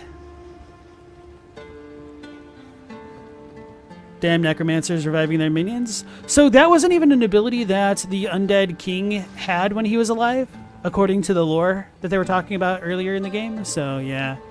Anyway, we beat him. So let's see what the NPCs have to say. And I'll like listen to this because I don't really need to go into a new area because we're already over time. And since we had multiple people asking about the story a bit, let's go ahead and listen. You found a letter? Oh, we don't need to listen to this. Blessings. I like how I hyped that up and it's like, ah, we don't need that crap. We don't need none of that stuff. All right, so, oops. I'll worry about that after stream. That'll just take time. All right, Tiki Asala. The Faradin have assembled a tremendous dreadnought, a war caravan larger than we have ever seen. As we speak, it is barreling through the heart of the Vestiri, leaving devastation in its wake. War is the last resort of the sane against the tides of madness. So the Dreadnought is a series of caravans like tied together, kind of like what we're on right now. And it's being pulled by dinosaurs. We now have their trail. They will not escape. Yeah, they don't have For the sandstorm glory. protecting them, Nomo. Alright, so for the next area, we can like listen to the little bit of in-world lore about it before we go there. So this is what the Dreadnought information says. Nope. The This is time what it has says. come for a final confrontation. We must attack the Dreadnought and face Jamon-Ra and the Beast ourselves. This must end here. Okay, so this is a really long area. You know what? No, let's... That would Nah, draw okay. unwanted attention. I'm really tempted to try to like complete all of Act 2 in one night, but I think we could stop it here for now. Yeah, This okay. isn't the place. So that'll be the end of tonight's stream, everybody. We'll start off tomorrow's stream going through the Dreadnought and then facing Jamon-Ra, the final boss of Act 2, and then we'll continue into Cruel Act 3, and I definitely don't see myself getting through the entirety of Act 3, especially after starting off with the longest area in like Act 2, but we'll probably get to maps the day after that, and I'm probably not going to do too much mapping on stream with this character, and then I'll need to figure out what I want to do after Path of Exile 2 streams, whether I want to like look into a game like Fallout New Vegas, Baldur's Gate 3, lore things, or whatnot. So stand by for more information on that front. As always, thank you all so much for joining me. I appreciate it very much. We'll be going live at the same time of 10 p.m. Eastern Standard Time. So until then, take care, stay safe. Last Protagonist out.